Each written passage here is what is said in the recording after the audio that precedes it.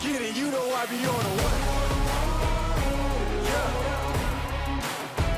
You know I be on the way. Man on a mission, I'ma get it, you know I be on the way. Yeah, it's all hard, ain't no fear here. You ain't giving this to all, you steer clear. Never beat, I've been down and I reappear. You got some money on the line, you better put it here. Rolling in and doing that work. Check priorities, I'm doing that first. Checks big and I'm sure that hurts, but it's checkmate, we ain't selling short, know the work. Ain't nowhere to hide, you ain't gotta see me come and keep me on your mind, cause I be on the way. Yeah. You know I be on the way. Man on a mission, I'ma get it, you know I be on the way. Yeah, man, we coming for them bags. If they said I couldn't have, get the team. I got a vision for the things you ain't believe. And here's the motto, hard work, this over everything. It's that comeback. I'm calling plays, hit the pass, then the run back. Yeah, I'm far ahead and gotta run laps. But we ain't letting up, we never done that. Ain't nowhere to hide. You ain't gotta see me come and keep me on your mind, cause I be on the way. Yeah. You know I be on the way. Man on a mission, I'ma get it, you know I be on the way. Yeah, I'm on the way. On the way. Yeah, on the way. I'm on the way. I'm on the way.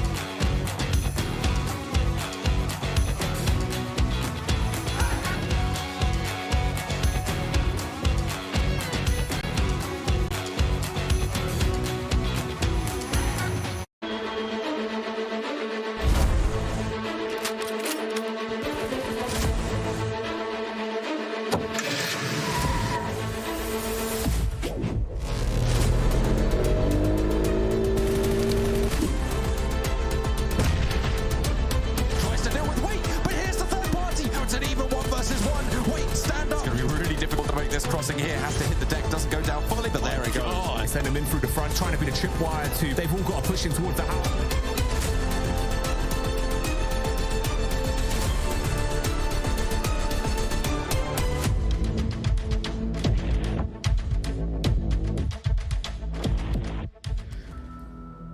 Halfway through phase 2 and the fight back truly is on for Major Pride at the top. #1 rallying back against the MADBULLS here to try and get them spots, that guaranteed spot for PMGC. Welcome, ladies and gentlemen. My name's Kyle Laris. Joining me once again, he's back from his nomadic ventures all the way to Poland. It's Max Mann. How are you doing, friend?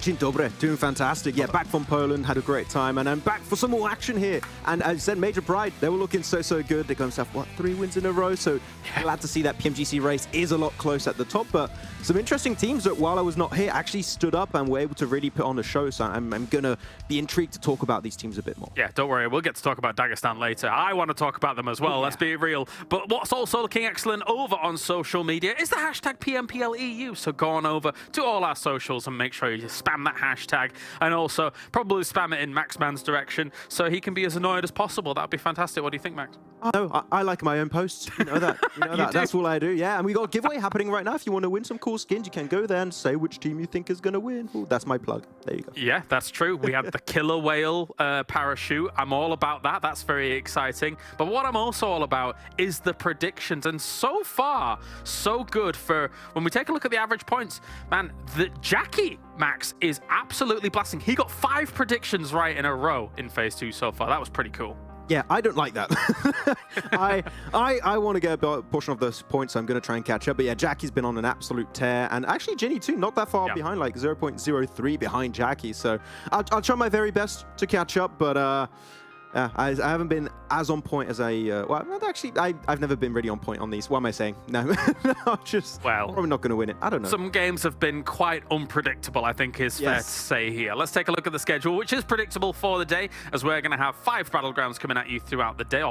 I should say, 5 games worth across the 3 battlegrounds here. So we'll be starting things on Erangel, as is always true here, Max, for the most part, when it comes to our 3-day cycle as time goes on. And of course, the cool thing about our maps is that actually Sanhok has been very, very exciting to watch. Ever since, obviously, we had the heal change, that has made Sanhok a lot more exciting because we're actually forcing these teams to have proper battles, and that's been good to watch, Max. Yeah, we're not seeing the hot drops happening too often now, so like teams actually have a chance to extend how they play the early game stage, and I still like how teams play it in the early stage. I think like PERMITTA is a team that had a good understanding of the early game stage of that map. They just need to try and do well on other battlegrounds. But yeah, Sanhok has been really, really fun to play, and especially, I would look to see if we can see Gladiators start to reclaim their past glory on that map, right? It seems like they have been struggling a little bit in the second phase so far, and we know that the PMGC race is getting a little bit close, so I'd like to see more presence from them. Gladiators not only on Sanhok, of course, but hopefully the other battlegrounds, because we know what they can do. Well, for today, it will be Erangel, Miramar, Sanhok, Erangel, Miramar. As we take a look at our overalls here, as we have at the top, #1 for phase 2 so far, Major Pride. Man, what a rally back they have had here. I mean, of course, as we're both very aware, Titan had a phenomenal start here to phase 2, but petered off a little bit, but is still in that 3rd place, still looking for those top 3 spots. Yeah, I was a little bit sad for Titan because I looked at day 1. I watched the entirety of day 1. I was like, oh, this is great. We're seeing Old Boy being the MVP of the day. IC being, I feel like, 1 elimination behind. Like, they were just popping off, which is the team what we wanted to see. But we saw something similar from them in phase 1 where they might just get that one big pop-off day, right? And after kind of fizzle out. And I just want to see more consistency from Titan. I feel like that is the thing we need to see from this team because we know they're not going to qualify through PMGC here. Their objective is to make it into Championship, and in Championship, try and be 1st place so they can make it into PMGC. So they can just keep on trying to learn, improve, and get better as time goes on. But the potential is definitely there. Yeah, they have the chops, considering what we've been able to see from them. The big pop-off games that they have been able to show have been insane. So let's see if, you know, that can be replicated here down the line. 9th through 16th as well, though. And we take a look down towards 20th too here. A lot of the usual suspects down here, unfortunately, Max, trying to kind of bump themselves up. I'm surprised Shockwave's down in 16th. I felt like maybe they'd be able to do a little bit more than that, but... That's what I was going to say. I want to see Shockwave do a lot better. I feel like we've seen what this team can do. Terminus in particular, Ace has had his good pop-off moments, right? But it is a lobby that we understand now is very CIS dominated, and a lot of the original Western European teams are standing to struggle if they do not bring big changes to the table. And I feel like Shockwave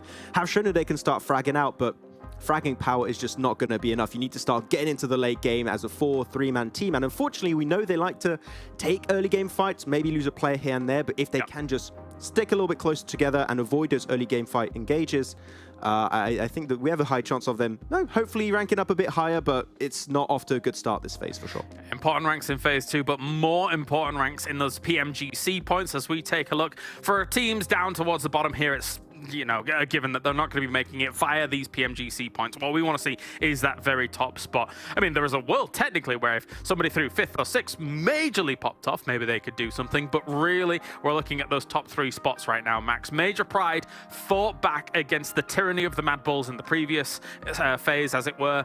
Gladiators, 100 points shy. Technically, this roster, I think, could be one to try and catch up, but they've not shown it so far in phase 2, that's for sure. Clearly here, the fight that we're seeing, Kalaris, is Major Pride versus MADBULLS, aiming to qualify as the European representative for PMGC. But Gladiators, I think Blank had an interview with Kitsune where he said, oh, we're going to qualify. He seemed really confident they were going to qualify. I think there's a chance where for this PMPL season of Europe is not going to be the case, unless they have a big pop-off. It's going to be rough because MADBULLS are consistent. We've seen a lot more from Major Pride now, which I think Major Pride are currently playing with their best roster so far, so I really like what they're doing. But yeah, Gladiators, they got to be careful because it is not going to be easy to qualify through the champs, because we're looking at right now, S2G, next rare is going to be between those two teams, but teams that are going to be hungry to qualify is Regnum Kara. They popped off in PMRC, and Fireflux too, so everyone is going to be racing for that one qualification spot in the champs. All right, well, let's take a look back and see what Dagestan was able to pull off 2 days ago, even I should say, because what they did on Erangel, the one Erangel we have for the day, Max, was nothing short of amazing. These are the games where I'm salty I was not here. That one, and of course the opening game from that we had from Titan. I was like, I really wanted to cover this at the end. But what an insane usage of smokes, especially. I was looking back on that game, and they were just surrounded by smokes the entirety of the game. You couldn't even see them. And their awareness, especially, every player was doing so well, but their awareness, where they saw fights happening north of the bridge, third-party that engagement, get access to the best position of interest up north, and now able to just transition. And while doing that also, Kalaris, remaining as a 4-man team every single step of the way, it's just such a great display of what this team can actually do. And I've been supporting this team for now about a year, I'd say, since I saw them play back in PMNC. And it's not just Shifu, it's not just Keith. Limbo playing the beans, absolutely wonderful angles he was able to allow his team to secure. And of course, you had the side of Zadira, which early game had 6 elims. He was just popping off, allowing it to make that transition point a little bit smoother. So I was pumped with that game, and I want to see more of this. This was so impressive, watching them control this bridge for as well as they were. I mean, a lot of this was going up against adversity. Every single team that they fought on that bridge was always in a better position than them to try and hold them off of Military Island, and they never gave up. They never surrendered. They just kept going. I think one thing that was really important is when they were transitioning from team to team to team, when they were battling them, they were constantly picking up all of their utility, using it all to the best of their ability as well.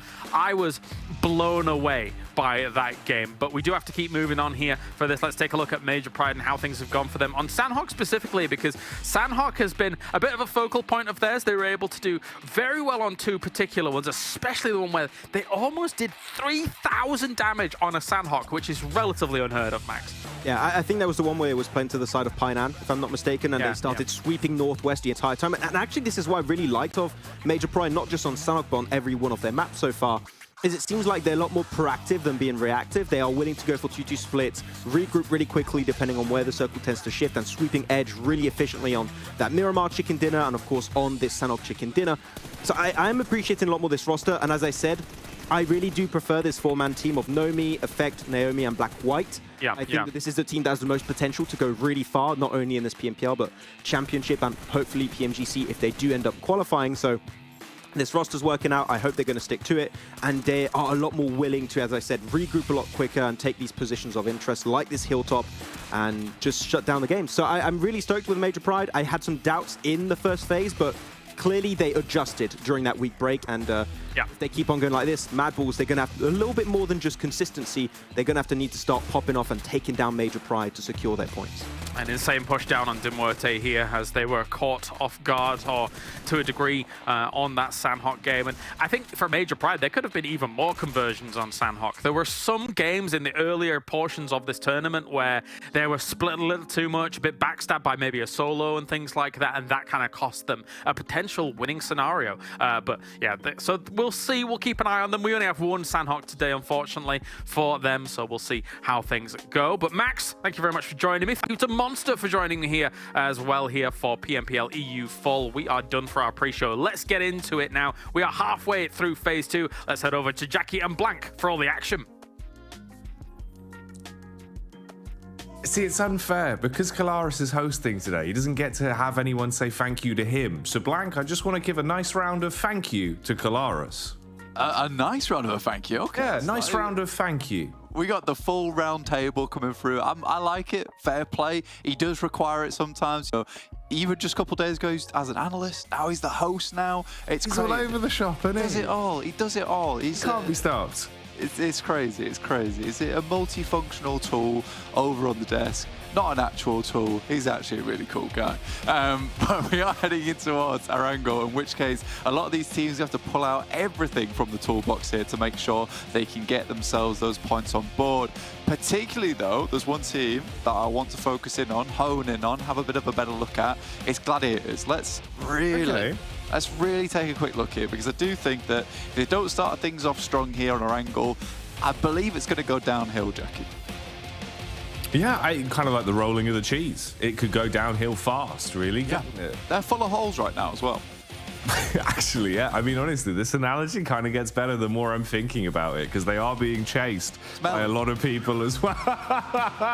Oh, potent, you might say, right? Got a nice aftertaste to it. Pretty good skin on it sometimes. Yeah, true. I mean, that's what you want, though. I think we want to go from smelly gladiators over towards potent gladiators, because I do think that they are an insane team, right? I think we can meme on them because they are so good. I think it would be unfair to do that to some other teams. And we know they can bounce back from this. So I think that for gladiators, particularly this game, it's just some of those rotations need to be quicker. I want to see more of that high-octane gameplay from week 1.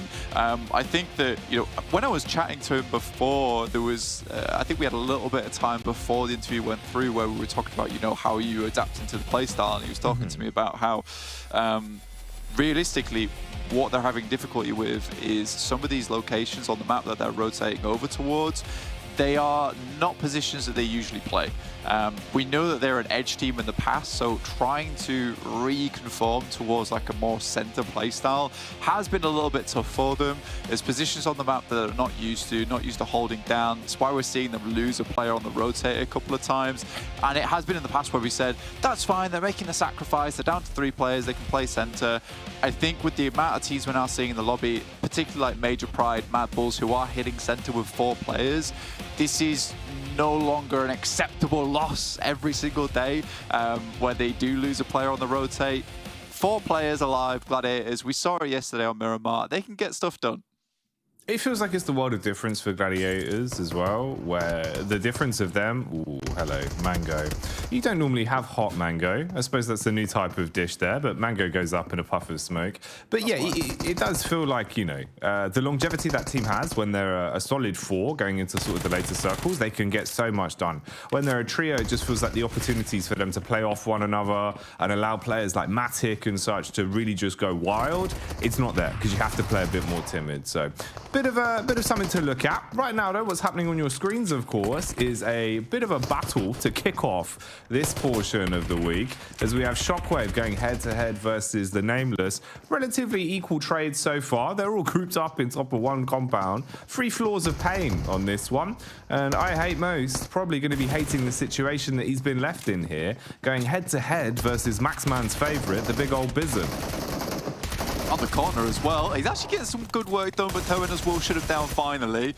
We'll give him the old spray at the end there as well. I do feel a little bit sorry for SHOCKWAVE. I think they've been practically hot dropped over towards Severny pretty much every single map so far on Erangel. So they're trying to figure it out. This time, though, they get away with 4 players, 4 points in the bag as well. It's pretty decent. We're happy with that one. So Shockwave will now have a decent rotational path down towards that south side too. I think it's one of those positions where you don't want to get caught up in Severny for too long. I know, particularly for players and teams, it's one of those struggle positions where you want to get looted as quickly as possible. If anything, that fight starting as fast as it did is a big benefit for Shockwave. It's difficult to get out of that one with 4 players, so kudos to them. But if you get into a situation, Severny, where you've got teams across the road, you know, playing Grandma, playing the 2-story, you do just get this stalemate. Then you're never getting to the circle. Both teams are essentially just rocked up into a situation where you are just locked in. You're waiting for the parcel to arrive. It never comes, and you never get into the game. So it's actually pretty decent for Shockwave. Oh, mate, it's the worst feeling. Like your life's got a padlock on it. You can't go. You don't know what you're meant to do. Waiting just feels awkward. The anticipation's there. When will the postman arrive? When will we get our chicken dinner? Life's greatest questions, really, Blank. You know, I suppose those are probably the number 2, number 1 top questions. Exactly. When can I leave my house and when can I get that chicken dinner? It really is quite important.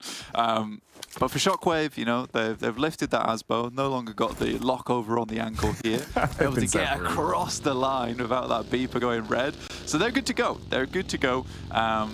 To head down towards the circle. Looking at some other teams, though, again, we did want to have a little look at Gladiators this game. That's definitely the focus for me. But right now, they're not doing too much. You know, just hanging around over towards South George. They've not lost a player. This is something that they have dealt with before, with teams actually dropping over towards Matic in South Crates. So, yeah, a decent start for them. There is those 2 teams that we talk about all the time, Jack. It's Mage Pride and MADBULLS playing over towards the center side of the circle. And this is a bit more of a, what I would call, you know, a pretty puffed out chess move coming through from Major Pride, because they're playing towards Ruins, they're playing towards Sunken, and it's a big split from them. I don't think we've seen this for quite a while for them. This is back when they were really the new hot topic in spring. They were playing this split. They started losing players off the back of it, but this is when they were at their highest peak of success. And hopefully that bodes well then, because we were seeing a little bit more confidence through them. You know, over the past 3 play days coming into this week, it felt like there were moments of greatness. They were getting a bit more consistent towards the end. MADBULLS definitely looking a bit more lively. So if the body language in terms of their positioning early in this one gives us any indication that hopefully that wasn't a bit of a blip, it is going to be a bit more consistent. You can round that out over the end of the week here. Come back in strong over the day off where you've had a bit of time to maybe assess the benchmarks a bit, go over the VODs, get topped up on all the info, then come in fresh for the next 3 days. There might be room for them to really run away with things. Talking of running away with things though, mate, I would assume this is where Major Pride should keep that momentum up, because they had a huge week, an absolute blinder. You know, we started it off with Titan having that incredible elimination game. That kind of stole the spotlight. But I think in terms of the actual consistency of it all, Major Pride, for me, really did blow everyone else out of the water going over the course of those 3 days, Blank. So you'd hope that that is something that's still going to be there. You know, you want them coming in at an 11, not starting at like a 7, and then having to work up to a 9. I want them already on 11. Yeah, just cranking it up right at the beginning of the day, jumping in, feeling hot. You know, you've got just flames coming out of the back of your feet over towards the map itself. There's a hot feet.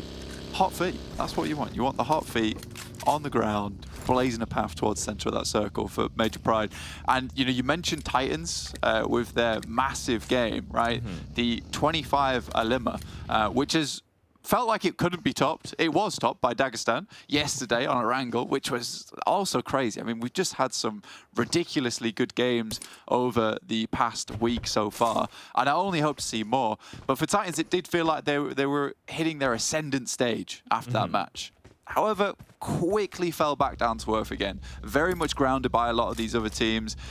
Similar mistakes that we saw before. And it's frustrating. And I imagine it's frustrating for them as well, because you look back at that game and it's not a game, and I think the guys on the desk would even agree with me on this, it's not a game where you say to yourself, that's fluke, that's chance. A lot of the plays they made were just picture perfect, and it's confusing that we're not seeing really any resemblance of that in a lot of their other matches now.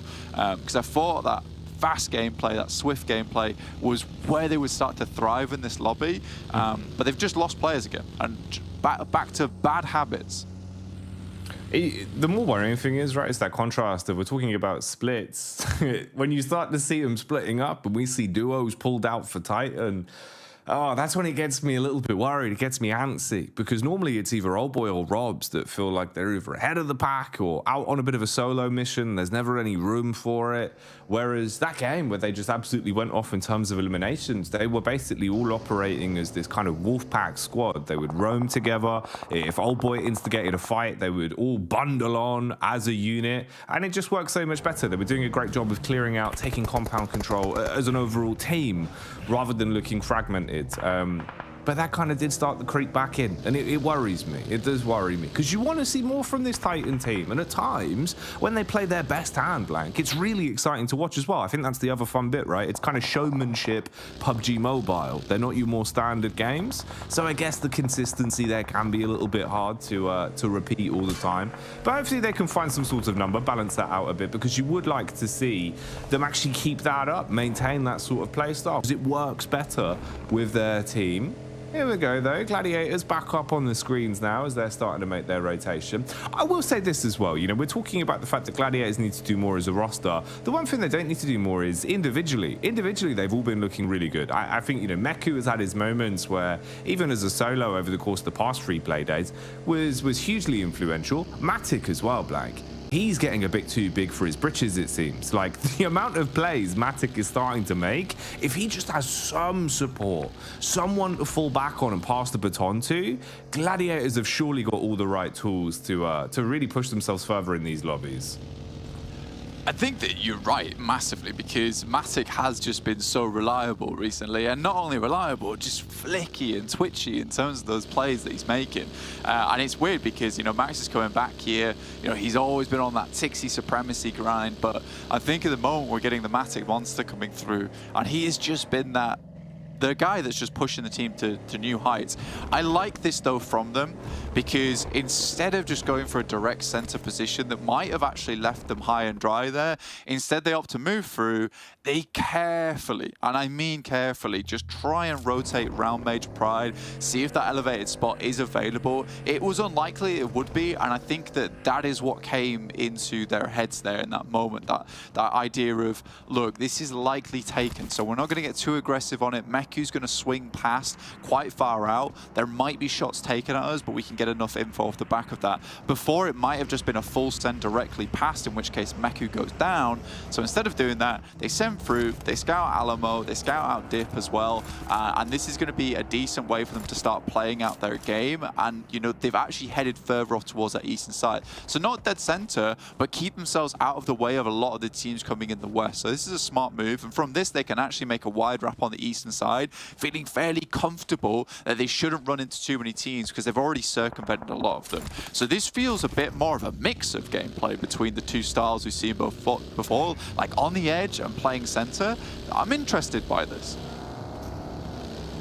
It could be curious, mate. I like to see where it develops. We've got the swoop coming in now, though, as we just have Titan absolutely explode down to where they've spotted out KASIK team. KASIK team that were no stranger to picking up some big plays over the past 3 days of the competition as well. So this could be quite a tasty way to start things off here. 2 relatively strong squads going head to head. Awkward so far in terms of the spacing. You're playing with such little cover, so it's all up close and personal gameplay. The shotty's being pulled out with a nade supporting it. Old Boy is now dead boy as he's taken down in seconds. English kicking off that one quite nicely. They've got the pins pulled as well to respond, but it's Robs that blows away one man. Hard commits as well to take that one out. Here's the peek from the top. Trades back, and this is not looking good for Titan. You're losing quite a lot, and there's room for a third party here as well now, pushing down the hill. So Trofka realizing situations developing, Blank. This could get a bit rough quite quickly. Yeah, a lot of teams want a piece of the pie here on this side of the map towards the western edge. Gladiators fling themselves in. MUERTE is a little bit hesitant to get involved with this engagement. Only Fury and Malloy's here. Corker and Milky Way still holding it down on the eastern edge.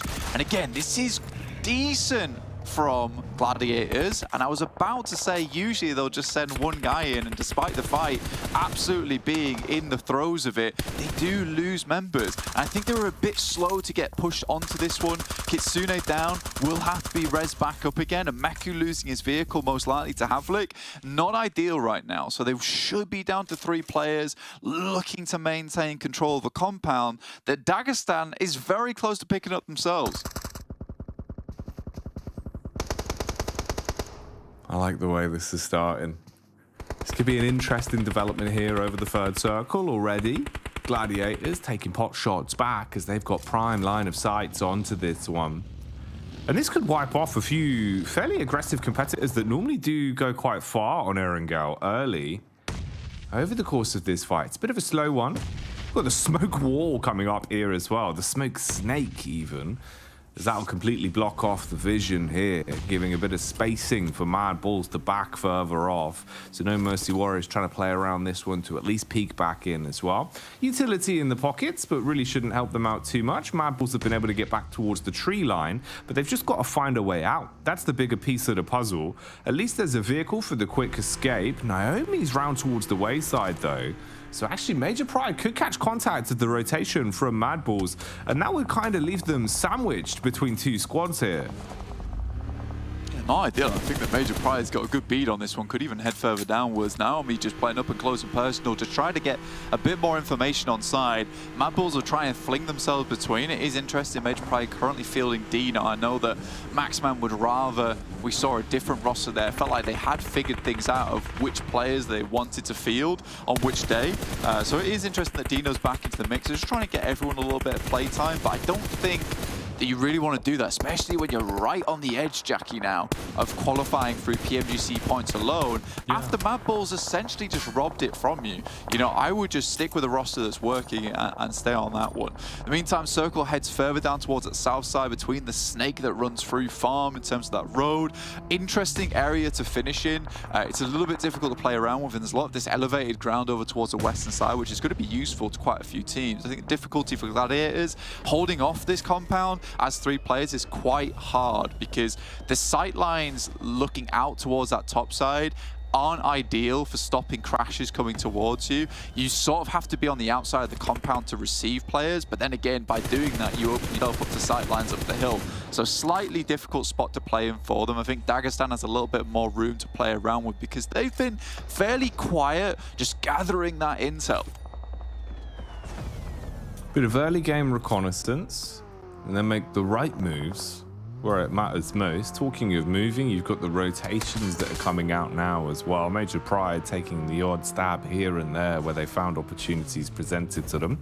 Now looking to readjust. See, that's why you don't want Dino in. He gets stuck on the shrubbery blank.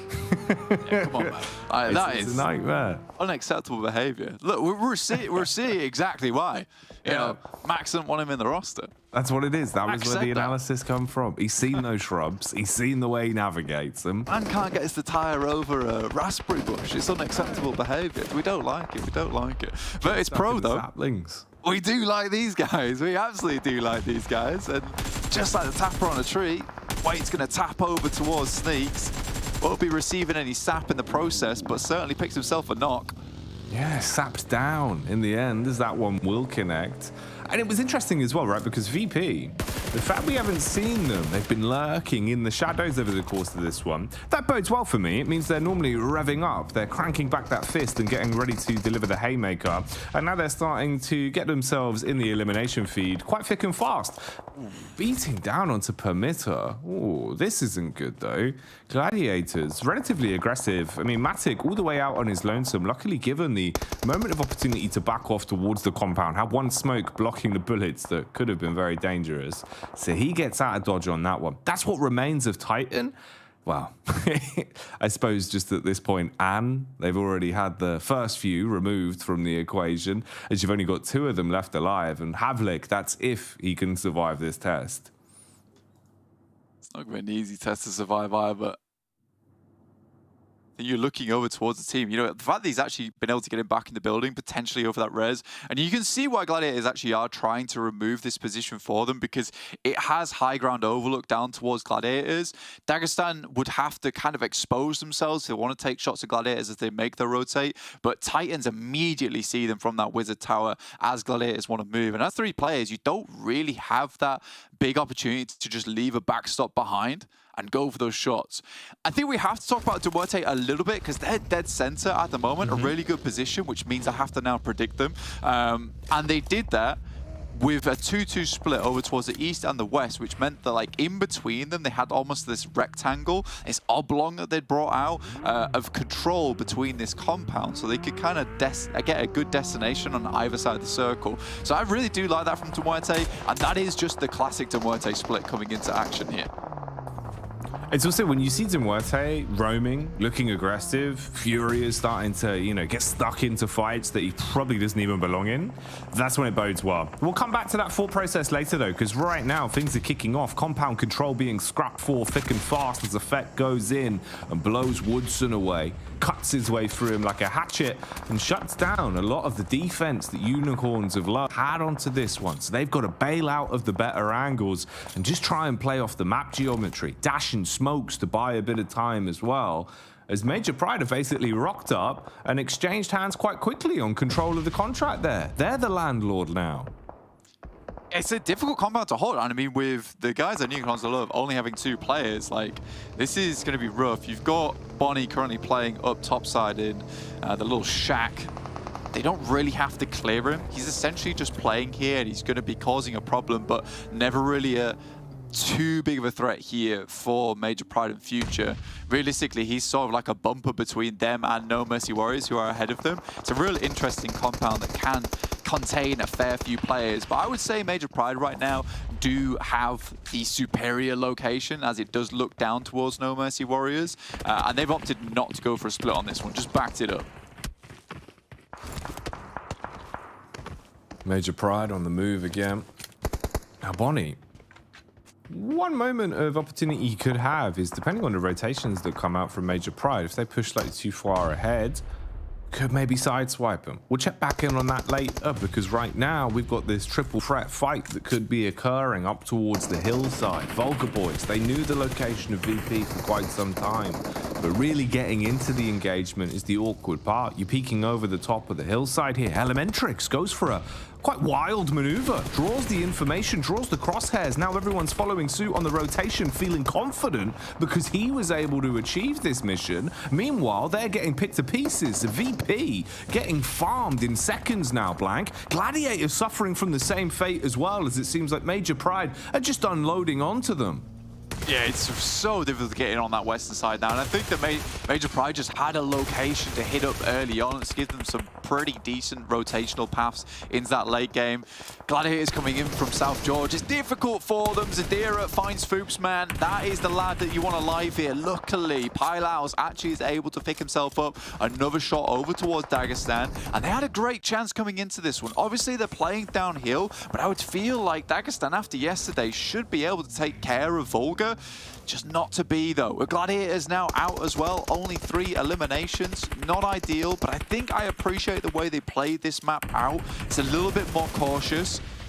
That needs to continue going to future. Nake tries to get himself a cheeky pick off there, but 2 players for Dagestan in a world of hurt coming up soon.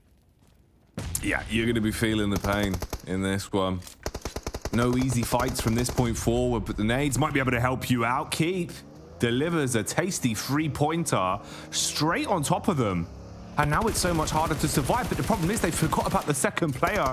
They're both playing behind the same angle towards the rock side, so he's able to peek with the timing as they push past. Foopsman will play medic and try and get his teammates back on his feet. Meanwhile, Major Pride, they're basically the warlords on this one, getting stuck into another compound crush again as they run their way through everything No Mercy Warriors are throwing at them. They've completely fragmented them, playing towards the backside. Dino's even isolated a fight onto Unicorns of Love, realizing where they are. Oh, Blank. Major Pride, even with an adjustment to the roster, looking like they did yesterday all over again. Yeah, I mean, Naomi, this guy doesn't throw grenades. He just shoots missiles. That was one hell of a nade over the top. An effect absolutely will finish it up there. The big-time fragger over on the team. Again, Naomi as well as Effect, the longest-standing players here over on Major Pride. The original duo. But it's going to be difficult to deal with MUERTE. This high ground that they have down towards this bottom side, yes, it's not as high as up where No Mercy Warriors, but you don't want to be up there anyway. But it makes it so difficult to assault their compound. If anyone can do it, it is Major Pride. Up to 9 eliminations already. That momentum is still here. It's wild. They're like a helium balloon. They're just rising constantly. They've broken free from the weight. They're able to just go off into the stratosphere, man. Every peak they take is working perfectly. Like this whole game, you've just seen fragments of Major Pride popping up in the Elim feed, even when there's other fights going on. And these are against, you know, some of the bigger squads in the actual lobby as well. I think that's the more influential part, is they're not doing it against some of our lower tier squads to sort of get the blood pumping. They've gone into this one, absolutely smashed their way through the mid game on Erangel and set themselves up perfectly. Yes, they've got Nomi knocked at this point, so if they reset that situation, get themselves back as a 4, the good times might keep on rolling. The grand scheme of things, though, as the chips lie, you're looking at 4 squads. VULGAR with just 1 man remaining. KONINA Power with 3 of the 4 available. MUERTE and Major Pride with both 4 alive. And those are the number 2, number 1 squads for me. You're looking at MUERTE and Major Pride coming into this. I think this is a clash between them, ideally, to see who takes a stab at the chicken dinner at the start of today's playday. I think for MUERTE as well, this is almost like a bit of a revenge cage match coming through for them. After that Sanhok, where they realistically should have won from the center of the map inside of Painan, they should have won that game. Major Pride's able to just rush their way down the hillside, get themselves into a decent position, which was sort of unacceptable, and take the game away from them. So now MUERTE in the exact same spot. They're in the center of the circle. This would be catastrophic if Major Pride's able to jump down onto him again. That will really knock the confidence if you just feel like, how can you beat such a team? It's a big question. And it's an answer that might be hard to come by. They've got good positioning at the minute. They're playing it smart, taking their time. Lots of nades in the back pockets for KONINA Power at least, so they just continuously dash out these smokes, trying to shroud themselves and block off the line of sight, jump back in the vehicle and look to go for the rotation. They want to link up with their teammate. Right now they're fragmented into a duo and a solo. They're able to remedy that part of the problem. Grab a 3rd vehicle as well for off-haze, so a little bit more mobility now. So KONINA Power on the move. What remains of VULGAR, just the solo, up ahead of them as well. Ooh, this isn't ideal. Taking bullets down range as they've gone straight into the crosshairs of Malloy, the madman, peeking through the window and hitting shots. I think it's difficult though, and I think that the fact that MUERTE is the first to face here isn't ideal. The major factor that's going to change the way this game goes is just purely that game of attrition. The difference maker for Major Pride is currently they have so much utility, they have so much meds, so much ammo, just purely from the back of all these fights they've taken. Now Nomi sends wide. This is classic Nomi to a T. The off angle, either it wins you the game or it loses you the game. Furia has to go massive with this nade. It's an exchange of nades from either side. Corker takes a heavy hit from the first. Naomi ramping up to dash in a Molotov as well, wants to burn them out of their preferred positions. An airburst outside the window for the one going towards Malloy. So they're keeping the pressure on, but they haven't quite been able to commit. But that's the first heavy hit. What is we that? see the takedown. Follow up as well from Naomi. Breaks in half, Milky Way. Naomi, last ditch attempt to get out one more nade as well. Uh-oh, bit of team damage coming through as Corker. He's set himself ablaze with a Molotov and it's getting rough. Major Pride, it looked very clean, but now they've got to clean this one up at the finish. Furia, so low HP, no meds either. Will get taken down by Effect as he runs into the building. 12 eliminations. KONINA Power looking to steal this one off of Major Pride, currently at 3 players so far. On an absolute tear of a game, just ripping through their opponents, and MUERTE had nothing left in the tank. Effect up on the roof. What? How did he get up here so fast? How is he teleported? so much damage from the nade as well, though? Palucci? That's a hell of a lob off Hayes' arm with the pin pulled below him as well. Okay, if we thought this was going to have a relatively simple finish to it with Major Pride off the back of the beautiful take of the compound, no, this one's still going, Glang, because even the solo of Vulgar Boys takes a stab in the dark to deal a bit of damage and shut down KONINA power, but it falls back in favor of Major Pride. They had a good grip on the game from start to finish. A great display of their skill as a 4 there, Blank. That's a huge chicken dinner.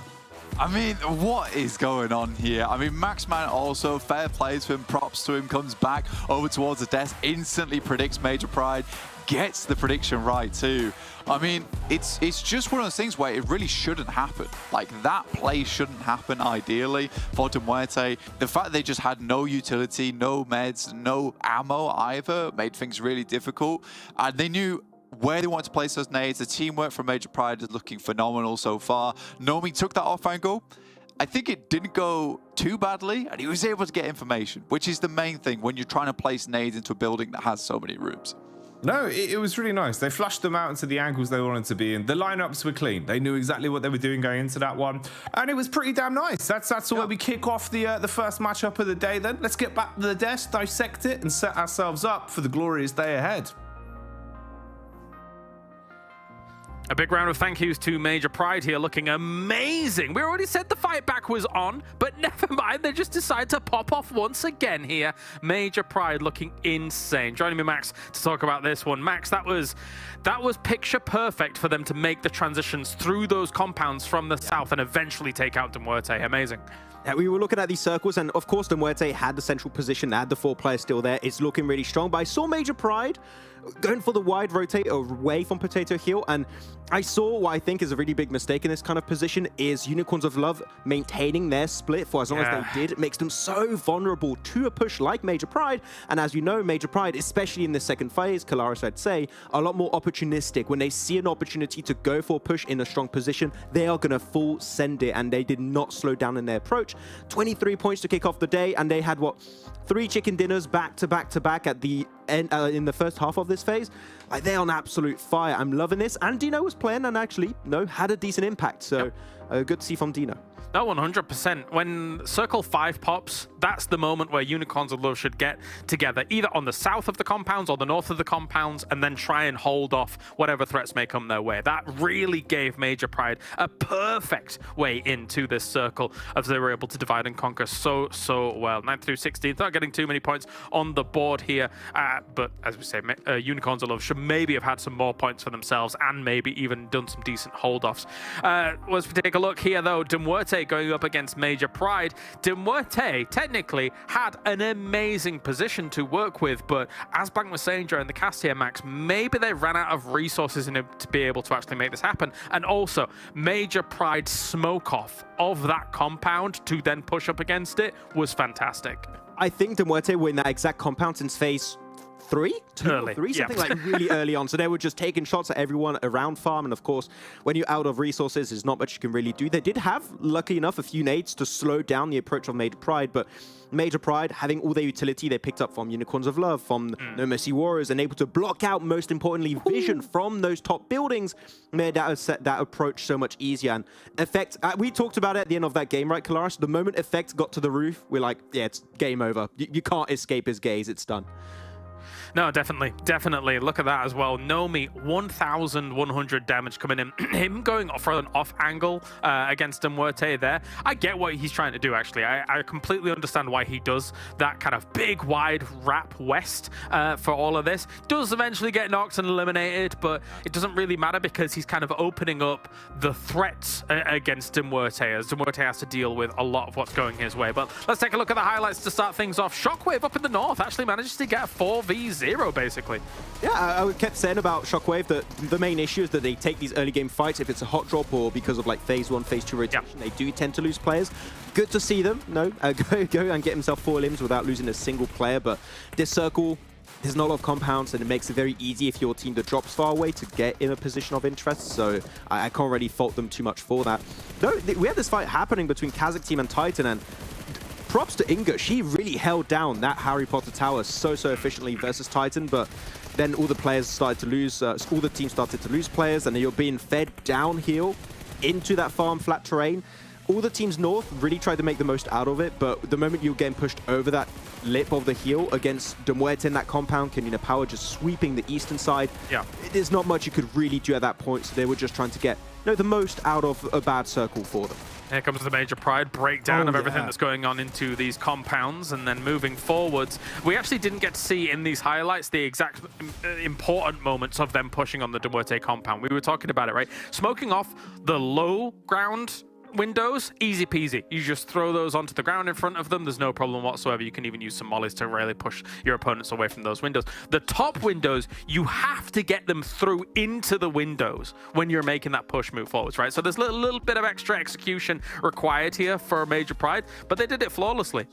Yeah, almost 3k damage on this one. And I feel like, especially, you talked about Nomi's off angle. He was the one that really enabled Major Pride's players to take risks to get those smokes into the windows. If you don't have Nomi there, I think it's a lot easier for MUERTE to just take those shots and stop those smokes from getting remotely close to the windows in the first place. So it just worked out so well. And this is one thing about Major Pride I really enjoy. It seems like since the spring season, their team synergy is just on point now. They communicate so well. That breach on Unicorns of Love, the execution was amazing, and I want to see more of this Major Pride. And this is the Major Pride. If they go in PMGC, I'll be like, yeah, I think there's a chance that they can pop off there. Yeah, let's take a look at the overalls then, because I think that's 5 wins in 13 rounds. Yes, it is. Major Pride up at the top. Do you remember that lead that MADBULLS had in Phase 1? Well, it looks like Major Pride is coming here to say, we are going to do that too. So far, so good. Almost 30 points lead against someone like MADBULLS is crazy, Max. Yeah, I feel like Major Pride lost their 100-point lead for PMGC points on purpose just to make it interesting for us and the viewers at home. It's just so much more interesting of a storyline. But yeah, MADBULLS are still really consistent. Of course, I believe MADBULLS were in the group. They were not... no, they were playing okay. No, my bad. Okay.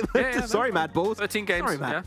Yeah, not a good game for MADBULLS. But yeah, Major Pride, 5 chicken dinners at this point of the tournament in Phase 2 is just ludicrous. And I want to see that continue, though.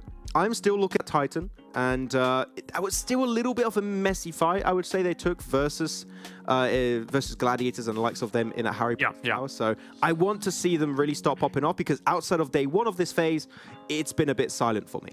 I mean, Titan had probably one of the worst days they've ever had when it came to the last day that we were watching before you came back, Max, right? They had a 12th, 15th, 16th, 16th in their 4 games that they played that day, and they're still in 3rd place. It does make you wonder if they were able to kind of keep up that day 1 momentum, how high they would be in terms of those point gains here against the rest. But 9th through 16th, as you can see, SPG, Shockwave not having the best of times here. No reason I pointed those 2 out in particular, Max. Yeah, thank you.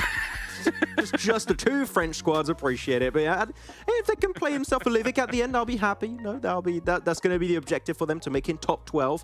But at the bottom, yeah, Unicorns of Love.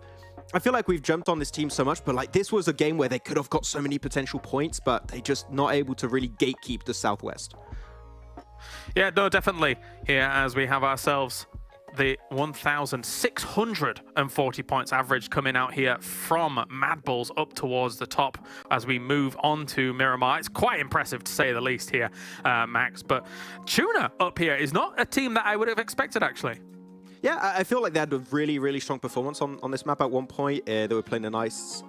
yeah, it was a Northern Circle, if I remember correctly. So yeah, I mean, TUNA is a team that, again, we talked about this team and the players they have. There is definitely potential, similar to a Dark Project, etc. But they just need to find that consistency going. But when you look at the top teams, and Major Pride with 5 chicken dinners is not much you can really do. So it's just very top heavy here.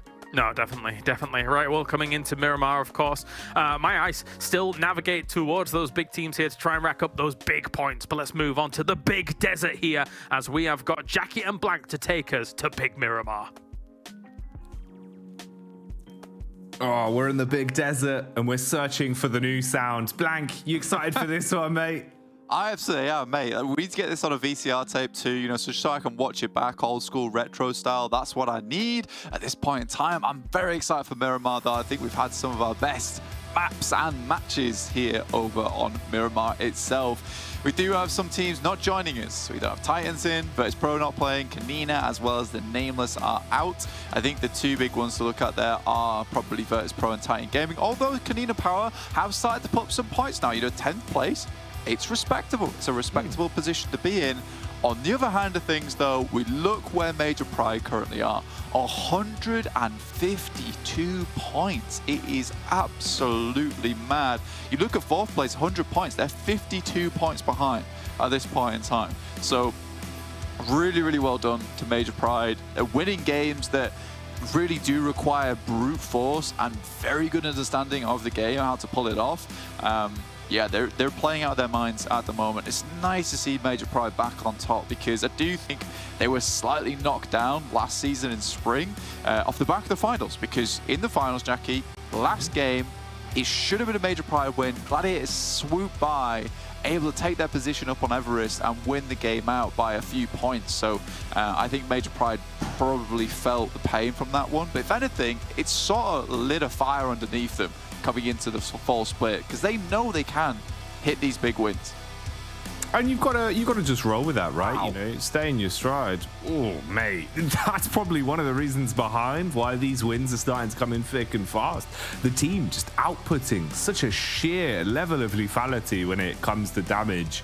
These are some big games. Basically, all of our stats here have had highlights on at least 1 or 2 different players from Major Pride, and rightly so. You know, already it's only the one map played out today, with Erangel being our first battleground already concluded, but that gave us enough of a benchmark over the course of that game to see that Major Pride, they're not coming into the second half of the week sluggish, slow, not looking like the team with that killer instinct that we saw over the first 3 days. It seems like, if anything, Blank, they've taken that pace, they're rolling with it, but they're still trying to potentially adapt and try and see where this roster really is going in terms of the future, right? Because the optics here, you're still fielding Dino on times, so what's the idea behind that is another question.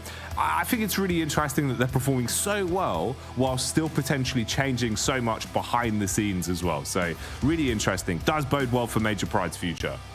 It really does. I think a lot of times you'll see like a player being moved in and out, and sometimes it doesn't work all that well for a team when they don't have the right roster on board. Luckily for you guys, we've got the right roster over on the social media team, bringing you all the content, which has been approved, obviously, by the Maxman himself, who's on the desk with us today. Putting out all the memes. You can go follow us over on Esports, PUBGM EU over on Instagram, as well as YouTube for your daily dose of PUBG Mobile action. Stay on top of all the latest and greatest. You know, you can boast to your mates. You can be like, did you know that I know Max Man? Doesn't matter if you do. You can, yeah, we're giving you the right to say that now. You're allowed to. Yeah. That's just how that works. Did you know I went to Poland with Maxman last week? I was there. We'll Photoshop a picture together for you. We'll cover all the stories, don't worry. I tell you who has been globetrotting a bit though, mate. MUERTE, you know, getting sort of more back into the groove of things at least. Kind of feels like they were robbed slightly. You know, they're maybe a little bit frustrated about what went down on the opening game today, because that looked really clean from them. It felt like a MUERTE that didn't have to fight tooth and nail to drag themselves into a late game finish either. It looked a lot more easy for them to sort of coast around, taking opportunistic fights when possible, but playing some smart PUBG, and I like that. I think MUERTE are another squad that, again, you know, we could sit here and kind of wax lyrical for like an hour about them, because they have a lot of talent, and also they give us so many interesting things to dissect. They're one of those teams that are super cool to watch. So another side that potentially here looks to have a blinder of a day could be MUERTE, and I'd be happy with that. I'd be glad to watch them start to get themselves back up the standings. Yeah, they've still got a lot of improvement to be done. It's quite interesting looking at the team in terms of just potential. Like I said, we could just talk about them for absolutely ages, but potential is there on their side. And I would say, yeah, I somewhat agree with you that they probably would be quite frustrated about that last game, having that chicken dinner robbed away from them. But you could also look at it from the other side of things and say that, you know, they probably are also quite pleased with how that played out. In terms of their rotations, in terms of how they took that compound, it was fairly clean. And you do have to be quite happy with those situations sometimes. Obviously, they didn't get a podium finish. I think that's probably the thing that would be the real kicker for them, right? Because I think they expected a lot of other teams to go down before them, so they maybe got a second place. But I do think that, you know, it's a case where they could have held on to ammo. They could have held on to utility, they could have held on to meds, but they did their absolute darndest to just have a look out those windows, take some casualties where possible, keep teams off their backs and just claim that territory. And that's what led them into getting as far as they did. You look at it from a different angle and say that maybe they just hold on to all their utility, hold on to everything, wait for that major pride push. They could have gone down a lot earlier, right? Instead of getting all those points beforehand, instead of getting 9 eliminations, and then getting a 4th place, would have felt absolutely miserable. Yeah, that probably would have been the insult on top of the insult to injury. So I avoided that timeline at least. Double tap. Yeah, not what you want. Dark Project, though, on screens here. Dark Project, I suppose, you know, first half of the week, I think we saw the odd twist and turn from them that was a bit more surprising, at least, but nothing too far out of the ordinary. You know, at times a few of their takes of compounds looked pretty clean. They had some great gun skill on display, but just not enough to really project themselves massively over the course of some of these games. It feels like they just go down a little bit early, you know, potentially overzealous in some of the rotations we were seeing from them over the first 3 days of competition. So, Dark Project, we'll check in on them. We'll have a look. We'll keep you updated. The occasional microscope will be pulled out. Tell you who I did like, though, from last, well, I say last week. It was only a few days ago. SBG. Like, SBG were actually starting to come out of their shell an awful lot more, Blank. And it was nice. It felt like Snowix was willing to take some fights. Narvalo looked a bit more aggressive. It was one of those times where, you know, first day we were saying, oh, we haven't really said SBG much today. And then the next 2 days, they were starting to bubble up a little bit more, a little bit more. So I like that. I'm glad we're starting to get more SBG screen time, mate, because I do think there is a ton of talent on that roster. Again, it's just one of those where it feels like sometimes they're kind of overshadowed. Yeah, it's really difficult with the amount of good teams in this lobby now, and I think we certainly still have to have, you know, the teams that sit at the very bottom end. I mean, you're talking about Dark Project, currently 24 points in 20th place, but you know, if we looked at them, realistic, a lot of the games, it doesn't feel horrible. Like, it doesn't feel they're just running into teams, getting mowed down, and then it's GG. It does feel like they're attempting to get some rotations in, attempting to take some of those shots. Similar could be said for SBG. It's just very difficult teams to try and assault over the top of. You know, you've kind of completely rebuilt the roster here with Snowix, Victor and Narvalo really being the only 2 players that have a lot of experience playing one another. And even then, Victor's been taking a fair few breaks recently, with Narvalo basically playing with a completely different squad. So I think that it's difficult for SBG. And I think this is a great start for maybe next year to get experience on side. And I'd hope that SPG would remain together because they are a decent team and they do have greatness within them. It just needs to be revealed. It's like a geode hidden inside a rock. You know, you got to smash that bad boy open, find the gemstones, and you're like, ooh, this was worth waiting for. So yeah, hopefully so, mate. I agree with you. You know, it's got legs on it. The roster looks good. Just needs a bit more time. Give it a little bit longer, and then hopefully they'll get more consistency. So Dark Project, we touched on them. They're now here. Yeah. They've been spelunking in reverse, so climbing their way all the way to the top of the hill. And you're basically up against just Tipsy. Yeah, you know, the reverse spelunk, mate.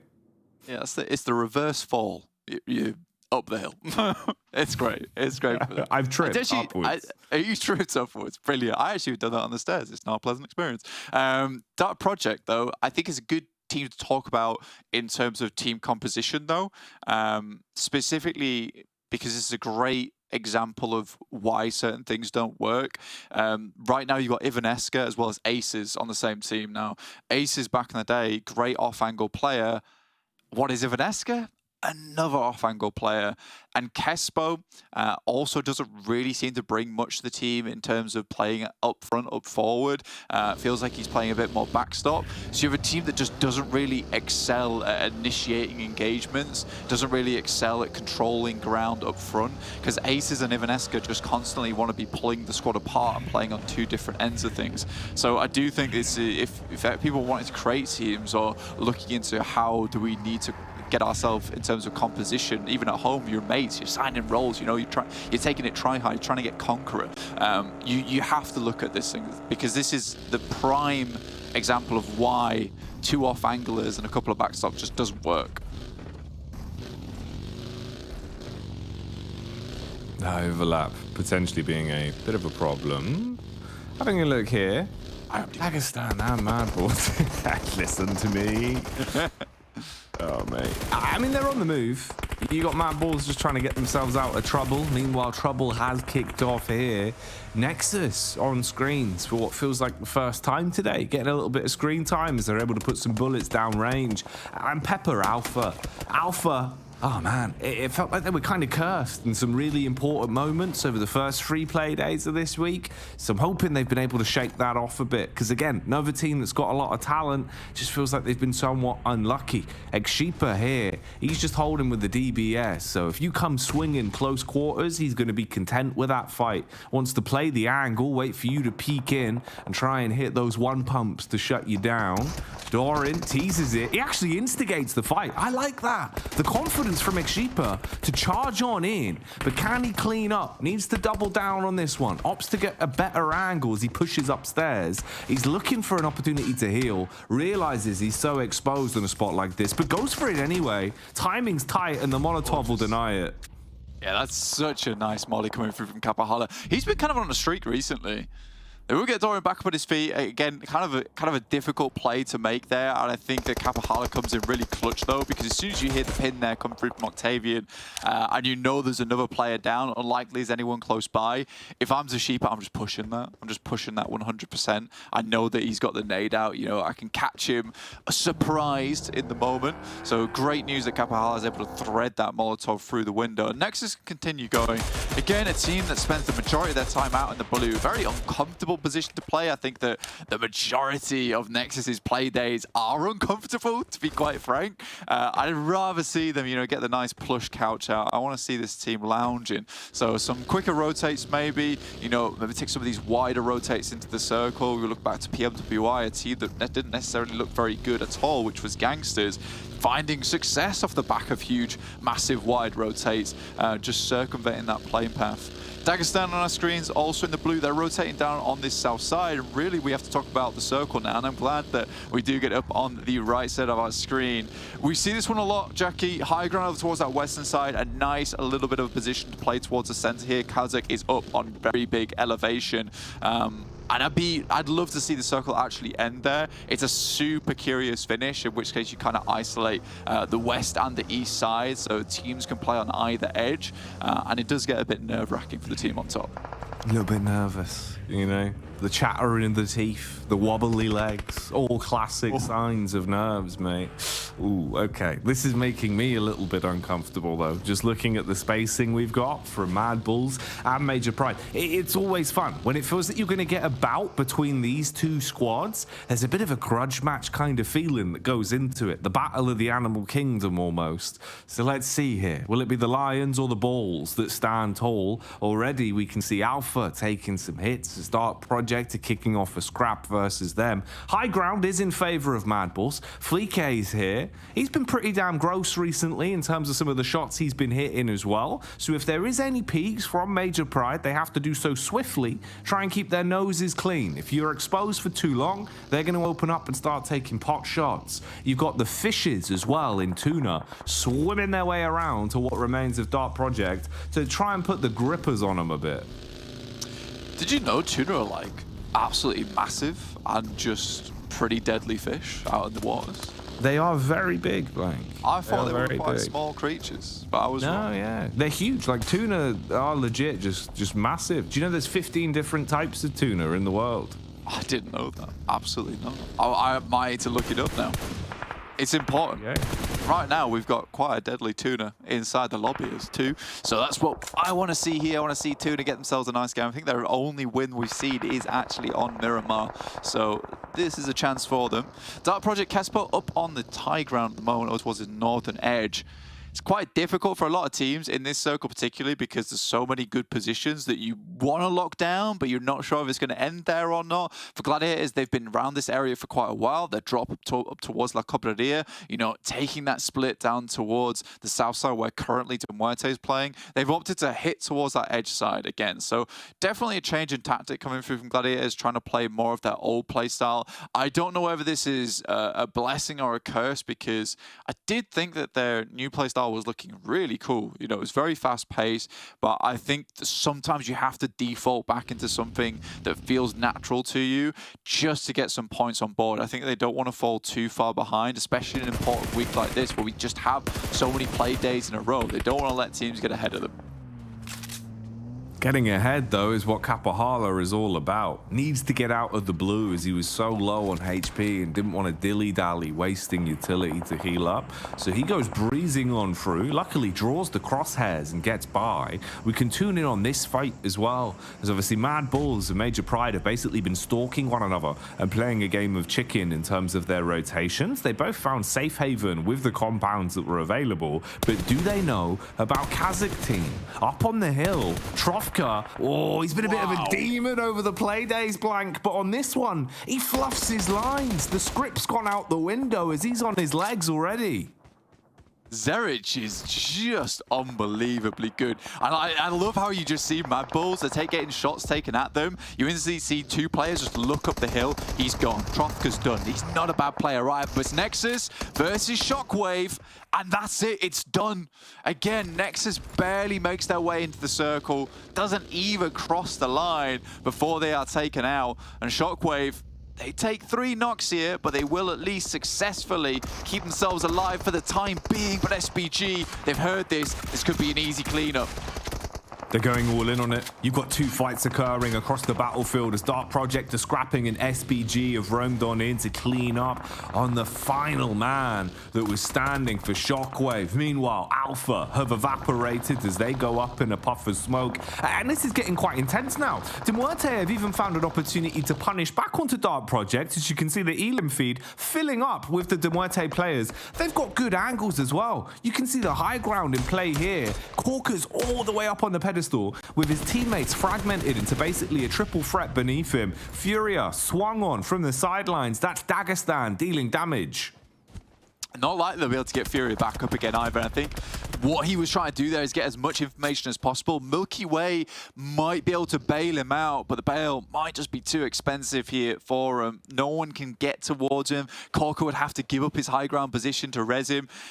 Milky Way just does not have the time. He's probably going to get the buggy and just send away. This is the issue with playing this split. For Fury, he had to be much, much more silent in this play if he wanted to get away with doing something like that. Because I think providing the information back is absolutely monumental for them. Very valuable too.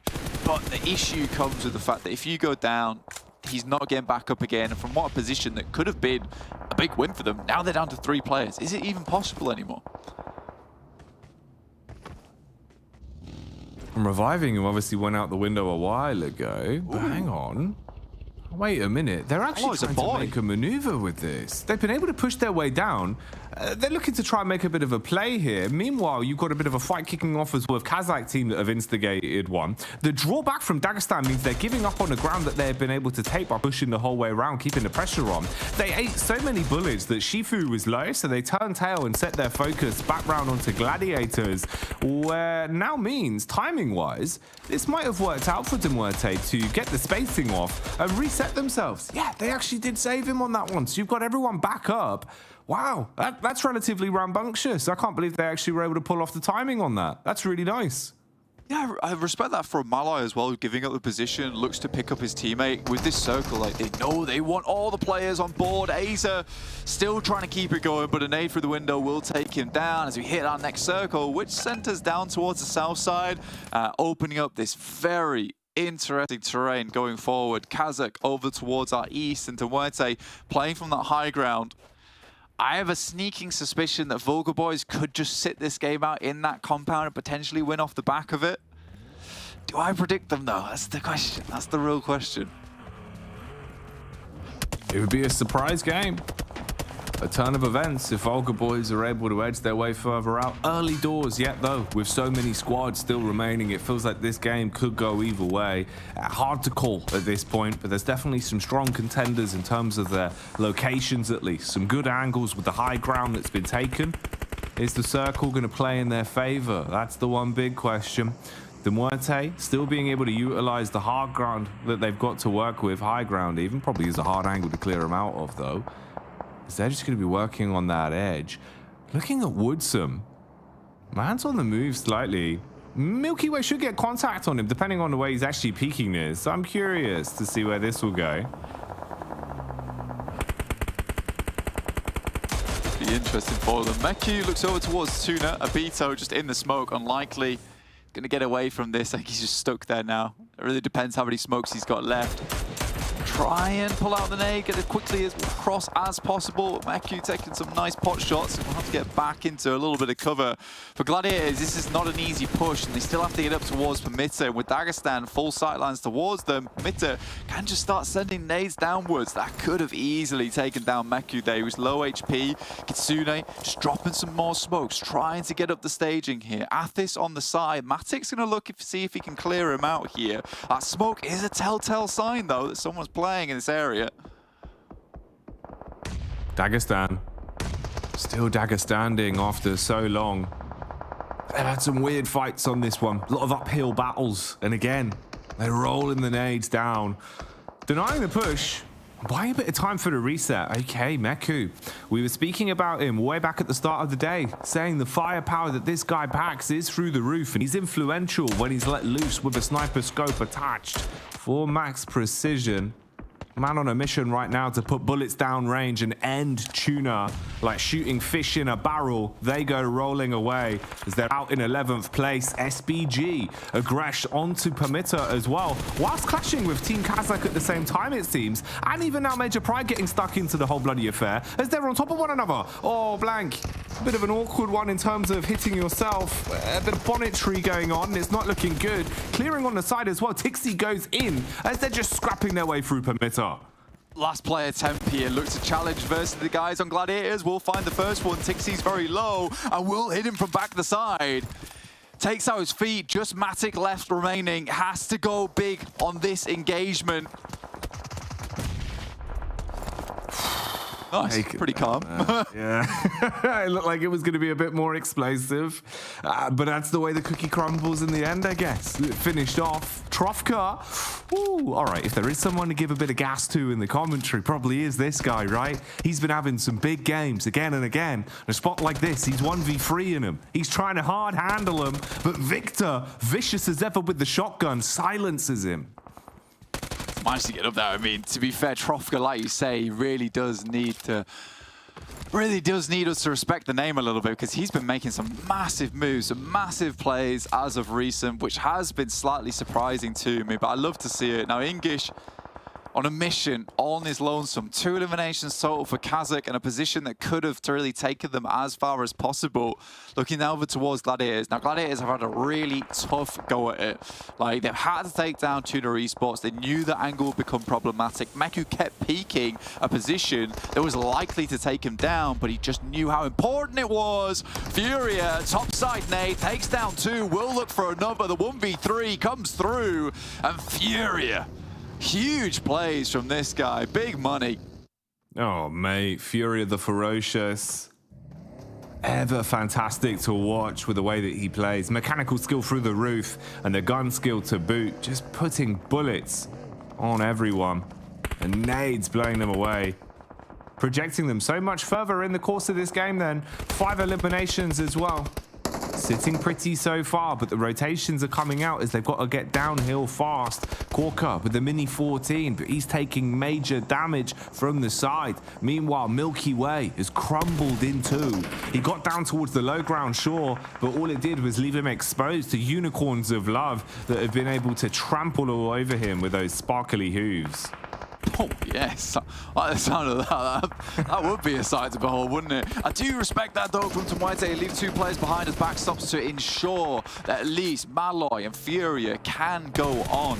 Yes, they leave their teammates behind, but at least these two lads that we know have serious firepower on side can continue a little bit longer. VULGAR underneath in a compound of their own. Gladiators still fighting this one out. They are desperately low on supplies though. Frozen comes in with a Molotov just in time to get that res off, and Dino trying to get not too close towards that fire. Blisters on the hand, but still firing.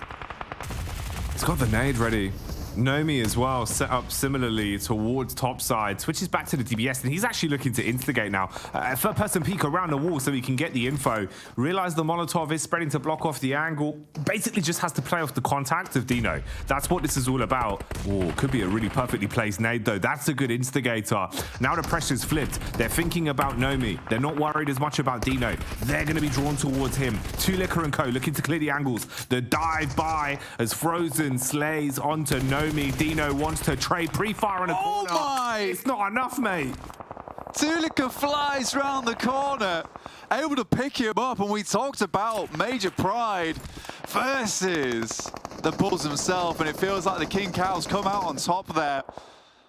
I am very surprised that worked out. I mean, that could have been disastrous for MADBULLS. SPG still going strong though, get themselves into a compound, but not too far in as Furia. He is just going absolutely crazy, windmilling at him. Oh, he's so sick with it. Does not want to lose another match to silly shenanigans. I mean, look at that. He had no bullets left remaining, but finally, care package comes his way. He'll swipe all the loot that's inside. Be happy with it. Gladiators attempted to get down. VULGAR also has to move up. It's big man Foops man on the case, looking to finish off Gladiators here. Lord Foops moving along, but he's eating nades. That's a chunky one. Blown off his legs now, but dealing damage still as he hits on the Gladiators. Dixie down. Oh, mate. How has Kitsune learned to throw grenades that far? His forearms are made of steel. Engages off the back of it as well, looking to leave all of us feeling ill with these plays as he goes peeking over the ridge. He's ready for the combat on this. Pin pulled, nade going to be chucked towards his feet, tries to hit the quick headshot, realizes though he's taken a bit too much damage on the contact, backs up towards the smoke, peppering into it is enough. The SMG will connect and Kitsune's gone. Finally able to do it, but Kitsune was malicious, he was vicious towards that fight, that engagement. A lot of ill intent going over towards the lads from VULGAR. Great nades. There's that 1v3 coming through from Furia. MADBULLS look to finish a little bit more rough, but Furia's still going. Malloy is down. A nade might put him to bed though, but I think Furia wants to stay awake just a little bit longer in this game. He's high on this adrenaline at the moment. It's pushing him through these terrifying moments. When Furia is fragging like this, you just want to keep letting him go off the leash. Just play off of his confidence and really run wild. Similar sort of things happening for MADBULLS as well, as they're stampeding towards the oncoming traffic, dealing damage back onto VULGAR. And this is VULGAR that have made it so far into the game as well. Foops man and Co probably thinking maybe this is the one, boys. We can try and grab onto that chicken dinner. But the longer it goes on, the longer they're starting to expire. Foops man trapped behind the tree. The roster down to just 2, forced to play medic to get them back up. They legit have such good position as well, bro. I don't know why we're peeking. I don't know why we're peeking this. MADBULLS has to leave this compound out the smoke. At this point in time, you do not want to be rezzing members. This is where you want to be taking the side swipe. And MADBULLS have comfortably got into the circle. And Takimi is now afraid to peek. Finds a push through. Zerich goes very low, but can still pick him up. This is where the nades have to come into play. Gets thrown over the top. Hopefully gets him off the money. Nate goes down. They're still going. Zerich out of the game. Frozen, still left alive. The timing of it couldn't have been better as well to save the bacon of the MUERTE. Yeah. Like you were saying, right? They're fumbling around, trying to heal themselves, trying to get themselves back into the game. Just as they peak, it's when MADBULLS went for the all-in crash down onto the MUERTE's compound, looking to flush them out. They eat the damage, and Furia, you talk about someone that's sick with nades. This guy's insane. He can make such big plays, and he's got them trapped right where he wants them, flanking up on the side of the ridge. They're debating now. We know we're being pushed. We know we've got to instigate a fight somewhere. Where do we go? Even though VULGAR have the most players left on a squad, they look timid. Mate, the nades as well that he's got on side, 5 of them. Right now, VULGAR just has to send themselves round. Furia knows he has to get away, get a little bit of cover, play on the sidelines here. It's actually not a bad position for him because he can quite comfortably isolate some of these 1v1s. Nake is there, just about finds the angle. Corker's going to have to move off his position. Another Molotov through the smoke. Keeps Furia at bay a little bit longer, but in comes the medical kit.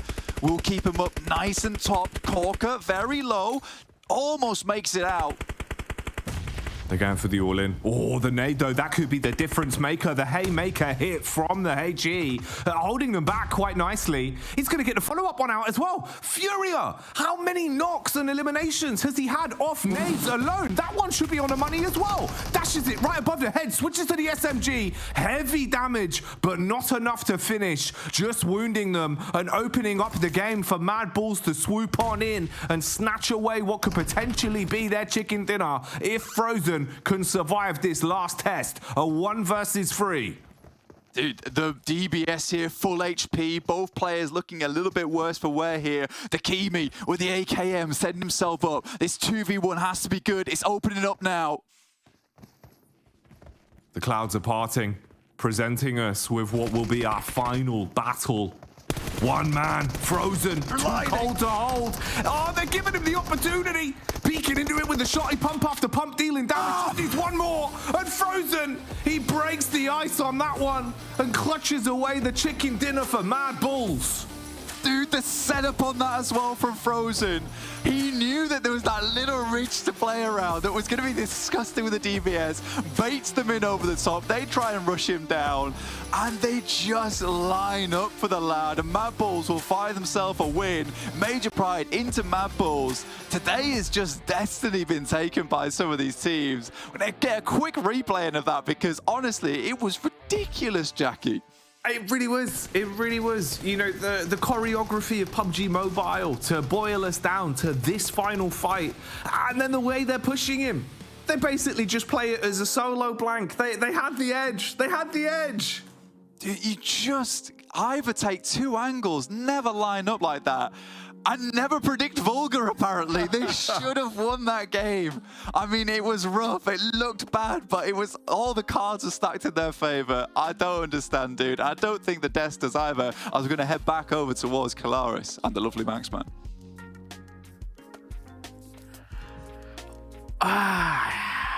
Okay.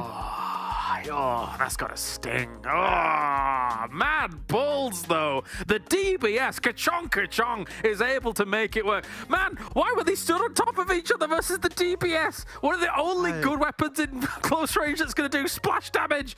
Yeah, they tried to do the Dragon Ball fusion, and they became weaker in the process of doing that. They just... I mean, yeah, Frozen just waited things out, and he's like, wait, I have a dip. You're pushing literally on top of one another. The DBS, I think he hit one bullet where it hit both players. Of course! and it choked them both down to mid HP, I think, on the first or second, shot. You can't give that to them, VULGAR boys. You need to start... yeah, I'm going to be mean. I'm sorry. I'll stop now.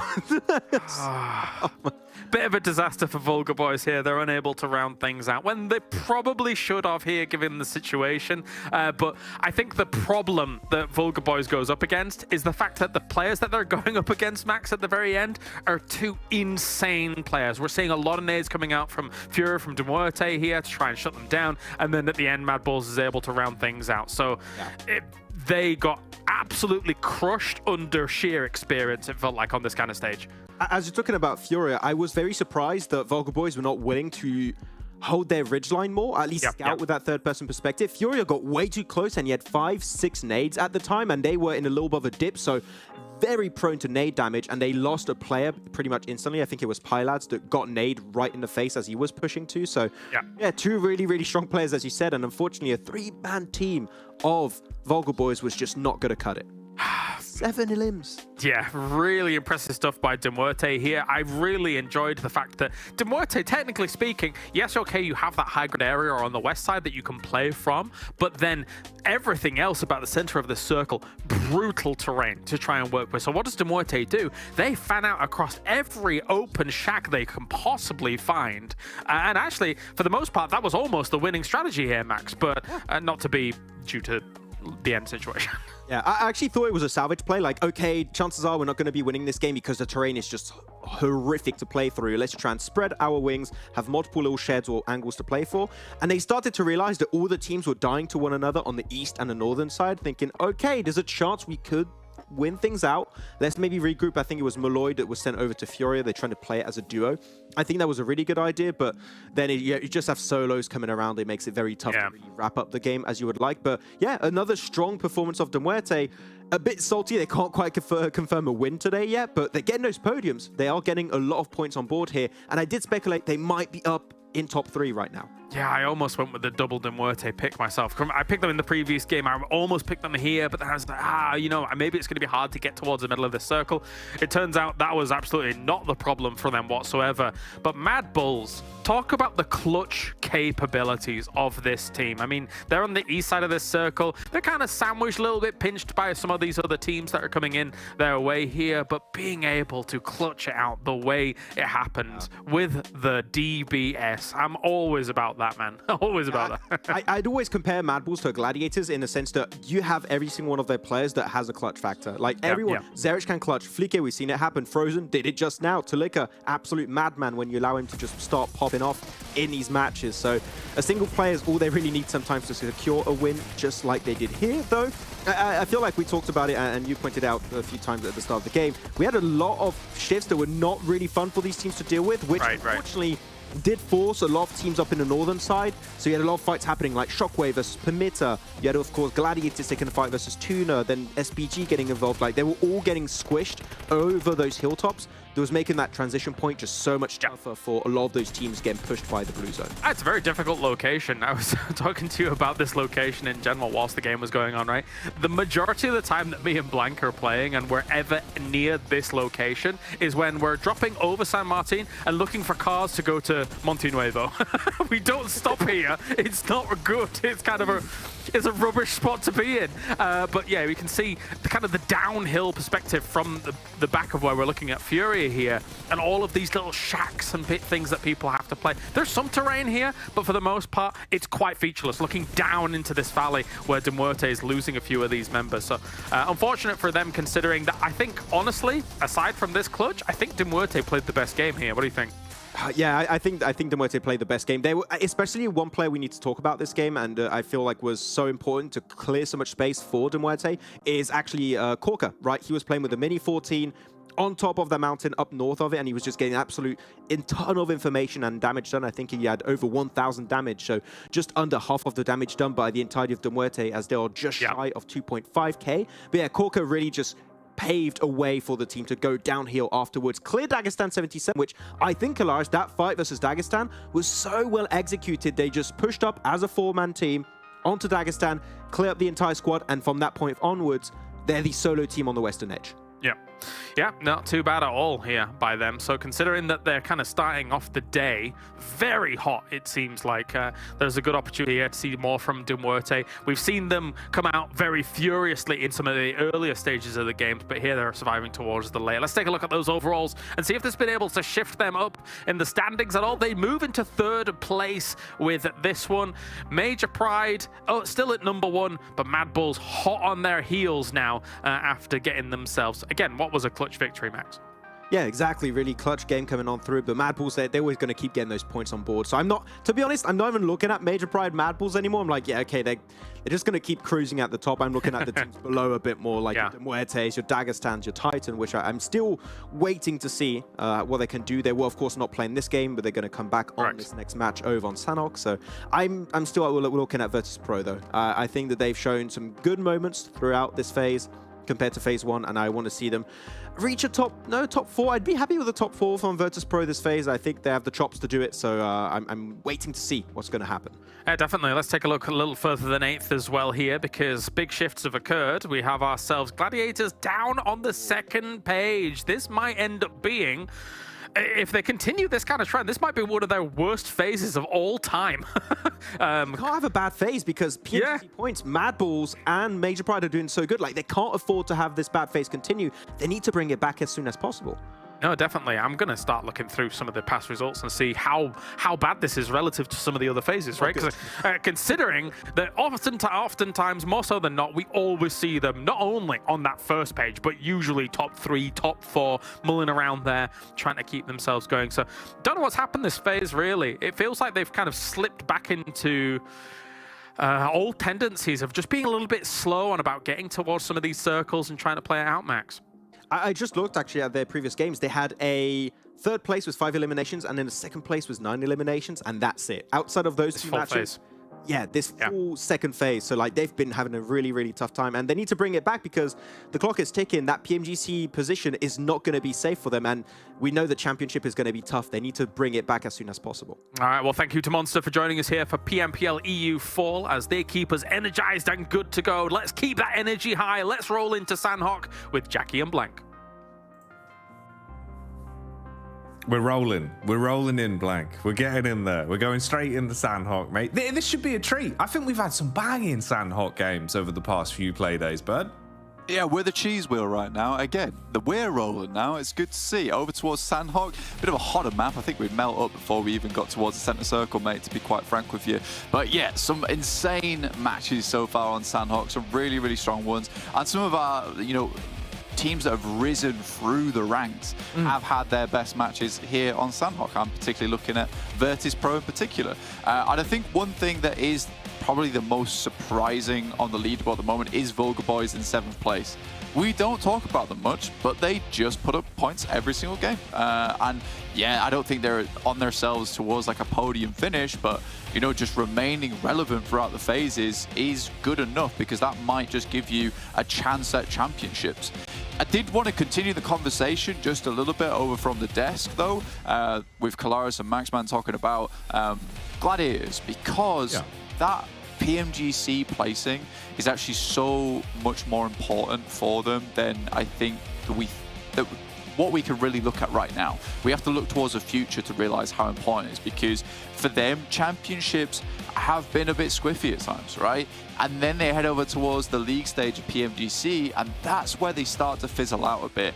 I'd like to see Gladiators just hit PMGC straight away, because on a 3-day setting, 4-day setting, depending on how long we see PMGC, that's where they can really hit their stride. And it's very unfortunate watching Gladiators play so well all year round just to get knocked out in PMGC League with some unlucky games. But right now, this is not unlucky. This is just purely them being quite trepidatious on a lot of these rotations. Trepidatious. Nice, mate. Yeah, good use. Work it in. Work it in. That's it. All right. Like I was talking about the other week. I gotta continue it over. Oh, nightmare. A bit, bit trepidatious there for TNA, mate. TUNA already losing purple. Bit rough. We can hone in on that, actually. Let's see how things are going down here to kick off Sanhok. Ooh, apparently shotgun flavored with an aftertaste of TUNA as they're being pounded. He's making sashimi, Blank. That's what he just did there. Oh, I don't think I like the sound of that. A little bit of lead and tuna. Lead and fist. My favorite sushi tactic. Horrible, horrible. What is this restaurant you've taken me to, mate? Jackie's Wacky Warehouse, just on the high street. I've walked in, I've received a fist to the face, a little bit of lead's been like peppered around my mouth and then been fed tuna. Didn't like it at all. Just like flinging gunpowder in your face. Yeah, just like it quite stylishly though, like Salt Bay. Yeah, Gun Bay. Exactly. Oh, that's what we've got going right now. I think, you know what, we should have Gun Bay become the new thing in PUBG That's Mobile. good, yeah, we should work right that now. in. Who's Gun Bay of the week? I'm going to go for Nomi. What do you think? Oh, yeah. All right, I can run with that. He's current Gunbay, unless someone knocks him off. But right now, he holds the title. Yeah, he has the bandana. He's on top of the leaderboard right now for Gunbay. He's holding the bandana. I'm going to have to take one of those to an event now. That's the photo shot we need. Production are going to hate it. They will hate it. They will hate it. We'll get a real one made as well, just in case Gunbay does make it to PMGC. We can hand it off to him there. I'll have to contact some wholesale suppliers, but that's fine. I'm more than happy to do that. We'll do the brand deal, mate. I'll get Salt Bay on the line. He'll come and hand the trophy over personally. There's a little bit. He has no idea what's happening. Yeah, just really confused. You sprinkle that over Nomi's head. That's great. Thank you, bro. Yeah, right, there you go. There's your paycheck. Oh, that's good. That's nice. That's a good way to ease us into the Sanhok game. Wonderful. Yeah, everyone's on the same page. We've invented a new type of Sanhok banter. This is good. That's all we want to see. I mean, not much has happened, so that's fine. You know, Gumbay was a nice little side distraction that we'll bring back later on as the main event. But over towards the northeast side at the moment, it has where our circle led to. KONINA Power, got 2 players in Paris Resort right now and 2 players trash looting down towards that south side, just the west of Barn. So again, I think KONINA Power slowly revving up the engines. You know, they were in pretty much reverse at the start of the week, but I think we're starting to head in towards those later gears now for KONINA Power as they start to get things back on site, because their phase 1 was good. I actually really liked their phase 1. Quite a team that definitely surprised a lot of us here on the broadcast. And I really do enjoy that, because I think it's surprising teams that often you do get some of the best players moving through. You know, even back in the day, I think it was a year ago, we saw Flique playing for MUERTE. And they didn't necessarily do massively well, right? But what happened after that was, you know, Flique has some really big pop-off moments. Now he's on MADBULLS, one of the best players in EU. So I think that players on KONINA Power, there could be a rising star there. I really, truly believe it. And with how some of these games have been going, it feels like our sort of level of competition across the board has been raising. You know, all of the sort of ships here are being brought up with the rising tide, and we're getting a lot closer games, some more interesting finishes in terms of squads that weren't really, you know, giving us their best work, now starting to contend and get closer and closer towards chicken dinners. It feels like there's been a bit of a shake-up, at least, over the past few days. So we'll see if that trend continues, or what we're going to be looking at when the dust settles a little bit. I mean, there's been shifts. Meanwhile, okay. I just wanted to see what the Nameless were up to. Yeah, just don't see him too often. You really struck me with like a curveball there. The meanwhile is such a curveball. I'm like, wait, what's going on? I don't know. Like Pokemon, mate. You know, it's like the intro to the anime. Meanwhile, over on this side, the beast has found himself ammo. To be continued. But yeah, I think, to be fair, there has been a big shift in meta. Talk about what we talked about before. We're not going to stay on meanwhile. Is that, you know, players like Gumbay, Nomi, as well as Havlik, have championed this new style of the quick off angle. And I think it's especially important for a fair few teams, because we are seeing more and more players do this now. Even Matic's quite good at it, is just sending far off towards the side once you've cleared the arena, scraped yourself a bit of landmass to play around with. And then off the back of that, you're able to isolate players into locations they weren't before. And I do think Nomi sort of perfected this alongside with the rest of his team, because not all him. Havlik does it extremely well just in terms of getting pickoffs, but Nomi does it effectively. I think that's the best way to put it here, where he can force teams into angles where Naomi is so good at lobbing those HE grenades over towards teams that if they're locked into buildings, he could just pinpoint exactly where players are. They have to be on the front side. They can't peek out the back because Naomi's watching that angle. I can toss that nade in and most likely get a double knock or even just a single knock to open things up. So that's why Major Pride have been finding so much success, because as a team now, playing off the back of one another is really starting to become quite scary. Spooky, scary, skeletons. The classic. Oh, nice. Look at this. The moves from Xepa, mate. Man's on the moped. You love to see it. Oh, yeah. This is the original Warped. Oh, yeah, bud. He's ready for action. Here we go, though. Get the overview of where our teams are up to right now. Where's everyone shuffling in from? SHOCKWAVE taking a bit of a slower approach as they'll come over from Hattin a little bit later on into this one. NEXUS actually inside of the zone already as well. They've been pilfering towards the edge side, just grabbing whatever they can. Amazing. But now actually moving up further towards Paradise Resort. This is surprising. I think this is twice now today. We've seen NEXUS not actually being one of the last teams to enter the zone. Actually, you know, kind of playing a little bit more forward thinking. And they had some really good games over the first 3 days of play this week. You know, I think individually there was some ridiculous moments. We had the human grenade launcher era. We had some crazy plays few and far between that as well. But now looking like they are playing with a little bit better pacing into some of these rotates. Bit of a clash going on across the battleground, it seems, as well, with a few trades left, right, and center. Teams dealing damage to one another. We're on the POV of VULGAR boys right now, hot off the back of their second place in the last game, trying to make their move here to evade TUNA. Meanwhile, VP are stuck into a 5 versus KONINA power. You've also got the POV of Titan. They're all trying to get through one doorway. There's a bouncer holding the entry point. Reflect was finding pickup after pickup, but he's finally overwhelmed. Oh, I mean, that was terrifying to work with. And Titans knew they had to get in. They're fairly central, though, as well. So not a bad spot for them at the moment. Alpha did just have oversight on that. Robs did go down. But 3 players on Sanhok, definitely doable, still workable, honestly. Major Pride also quickly moved outside of boot camp. They're over towards this northwest side. Actually, such a nice spot to play around with, Jackie. You know, moving down towards this southeast from that edge, just the south side of Paris Resort. That's kind of bread and butter gameplay for Major Pride, but more action on your screens as MADBULLS comes in thick and fast over towards No Mercy Warriors, and they're fighting back right now. Ooh, Frozen.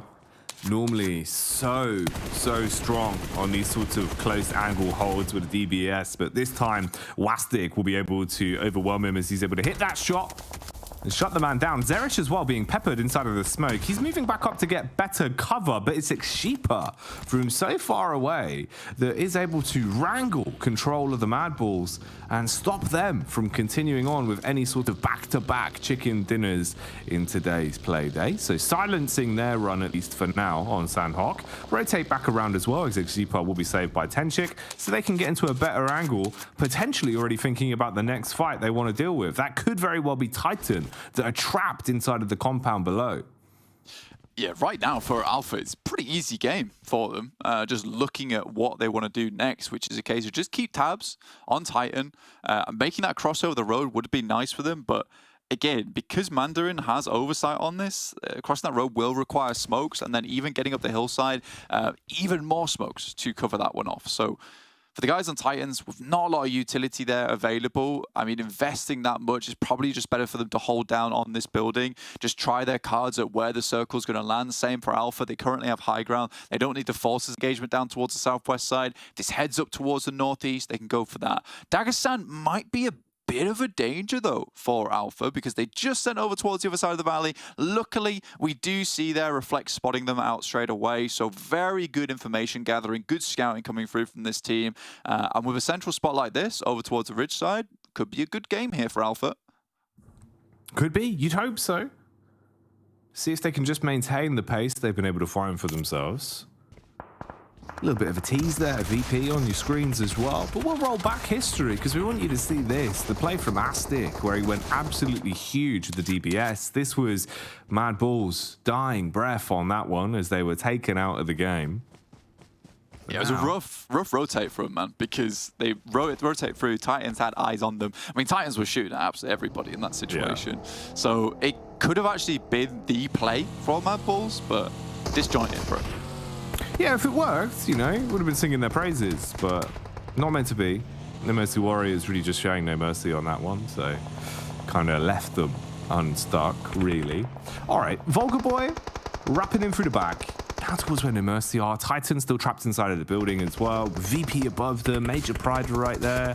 Ooh, okay. This is getting a bit more iffy with the way that this circle's going. All the fights are going to start kicking off as well. There's going to be basically dinner bells being rung all over the shop. And TUNA with the first to fall. MUERTE taking heavy hits as well as they've been flanked up upon by Dagestan. And this is what I was talking about. You're just going to have these initial scraps kicking off that could go on for quite some time now. MUERTE looking to try and pull a fast one on Dagestan. They re-engage Blank. Yeah, Marlow came in, rescue play from him. Nade goes through, bounces off the tree, might hit Furia. He knows he has to instantly hit the deck. Malloy's still desperately trying to find them. There's only so many places left can be, and Furia has a nade for him. We'll put it back in the pocket because Malloy has got this one. Really, really good play from Malloy. Not an easy fight to take as well over towards Barnside. Like, you're moving up towards a position where a lot of information can be quickly gathered of where you're heading towards, and so much hard cover to already set up from for Dagestan. And that's just sort of the power for MUERTE. They're able to get into these engagements really quickly, find themselves some value straight off the back of things. And Dagestan was left fumbling a little bit in the dark, trying to look for how can we solve this scenario. And by that time, Malloy had already ran up and taken down a couple of players. So they're very quick thinking, I would say, is MUERTE, and which is what makes them so good in these scrappy engagements. I think we've not seen them too much on Sanhok recently from MUERTE, because they are so insistent on staying down towards Camp Charlie and holding that bridge when we get a south circle. If anything, I would say the northern circles for MUERTE are where they start to shine a bit more, because I think they just assume they have more freedom of movement. And that's what it feels like really they excel in, right? As soon as they have a little bit more breathing room, and they do have those situations where they can opt to take fights, opt to just pounce onto a third party, they look so much better. They look so much cleaner in terms of their real way of playing it. Having a look here, though, I don't know, man. There's a bit of me that's starting to think maybe VP have really got something to be said for this game, especially with how the zone's moving as well. This is going to force some issues. You're going to have that clash that's got to go down with Shockwave and Major Pride, as they're all going to want to start to close the gap between one another. Shockwave already seemed to be firing out a few bullets, so maybe their position's now compromised. Naomi, he took a hefty hit, but tucked in behind the rock and recovers. Again, this is going to be one of the harder pushes for Major Pride. We've seen them do ridiculous things in the past, getting through almost unbreakable barricades, but this might be just one too much, as the Foops man does come in clutch there, will find Effect. Top fragger for the team. No, I keep calling Effect the top fragger for the team, and he has been MVP many times in the past, very reliable, but again, I have to respect Gunbay. No, I can't not. I think I have to switch things up. I have to switch it. Realistically, Effect's now more of a support player too, Nomi. It just feels like there's so much talent that it's hard to call right now, especially with how ridiculous the play days have been for Major Pride recently. Maybe the whole team's just Gunbay, you know? Squad Bay is what we're looking at here. Yeah. A new title. That's like a blue bandana. We got the red bandana for Gunbay. It's like a karate system. Goes through the colors, the better you get. Yeah. Oh, mate, that's why. Look at the chop on that. That's a black belt maneuver. Oh, really is. I'm feeling like I might have to have like a Batman moment really here. Go for the whole, gonna have to order 10,000 products to avoid suspicion on the bandanas. But at least we'll have spares, of course. Oh, yeah, mate. Just in case. You know, one for Monday, one for Tuesday. Maybe rewear the one on Wednesday. They need to have it perfectly clean all the time. Kapahala, that'll be relatively clean though. Gets the adjustment shot off, does a little bit of damage, and softens up. What remains a dark project here. Man, okay. I really like the way that this is probably going to develop here. This is basically setting us up a bit like dominoes because of how close the spacing is, with such little really blocking any of the lines of sight in terms of the map geometry. So as soon as one fight kicks off, you're going to open that can of worms of the dominoes just falling on top of one another. Already, the play zone's starting to be a bit of a fickle mistress as well, nipping at the heels as they're pushed in. We've got Foops man being hit in the head and shut down there. The nade is outrageous, though. Goodbye, Major Pride. That's some cheeky points there for Takimi. 3 on the board almost immediately. Dark Project trying to hold off versus Shockwave as Terminus tries to get in, takes some shots, but luckily Kespo's there, holding them off, goes for one more, but it's not enough. That could have been the full wipe. Octavian spots this one out, though, and will just rock in with the rest of the team. Exo and Kapahala, one goes down, nade through the window. That should be it. Kapahala, the warlord, always hoarding nades for situations like this. Blows the door off, goes for the peek, eats it, though, as the slugs are going to really be finding impact here. The shotty denying the entrance through the doorway. He goes for the peek as well. Oh, I like the idea. Smart decision-making, using the peek as advantage to swing on him. But Exo, perfect placement with the crosshair, blows him away. Yeah, knew he had to do something. Knew he's heading out. Quick flick on the shotty. But yeah, big respect to that play coming through from Kaz. VIRTUS.PRO, they make a wide wrap over towards this northeast side. They hear all the engagement this side. They want to get involved on this one. This is the first time in quite some time that we see VIRTUS.PRO getting involved early on. I mean, stage 5, usually when they come alive is at this point in the game, to be honest. So good initial start there. Just prod, just poke them a little bit. Me and Maxman, we go for Alpha team. Tenchik, though, pulls his Tenchik ways, head over towards the eastern side. Not necessary, in my opinion. Will get taken out because of that wide split that he went for. But VIRTUS.PRO, they're just losing members left, right, and center. Gonna have to get the boy in the car. Not working. It's not worth it. It's not worth it, lads. Oh, God. It was all going really nicely. It was squeaky clean. And now it's not anywhere near as clean. That's a nightmare. That's actually like worst case scenario. VP fans across the world crying out in heartache. Oh, the input coming back to betray him there.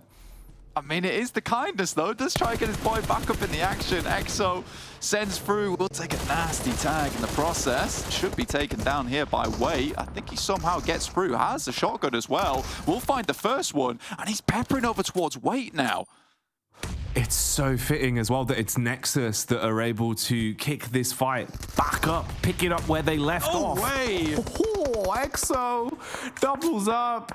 Man, this is, you know, an Exo squad that basically limped away from VP. And then Exo goes back in to get absolute revenge on the VIRTUS.PRO team, really putting them in the dirt and shutting them down. Sure, both squads are gone, but you're going to be happy with that one at least. Huge plays from Exo.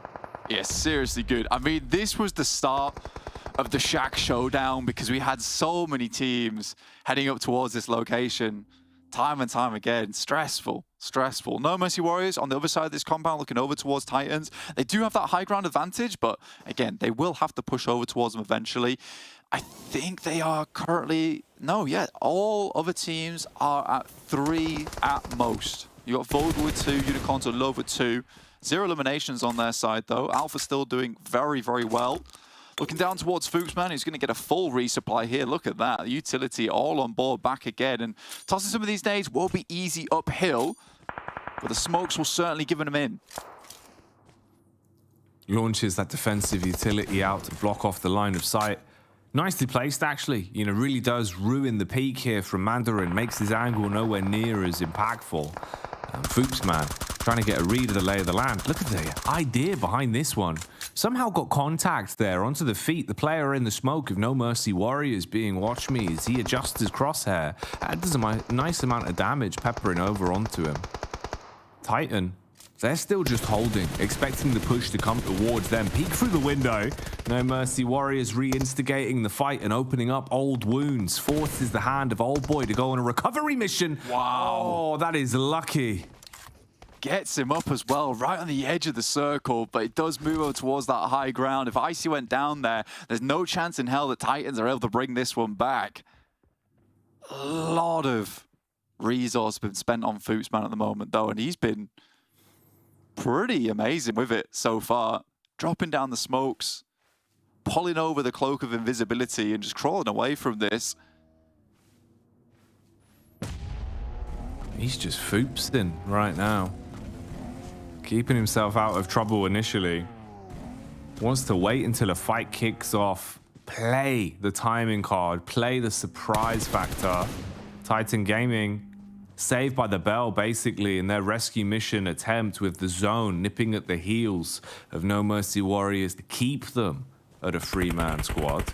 They've got some contact. Fuchsman seems to have the DBS primed as well in his hands right now, but it's Unicorns of Loves that are just being peppered onto and taking so much damage. Bonnie on his last legs, lucky to still even be standing here.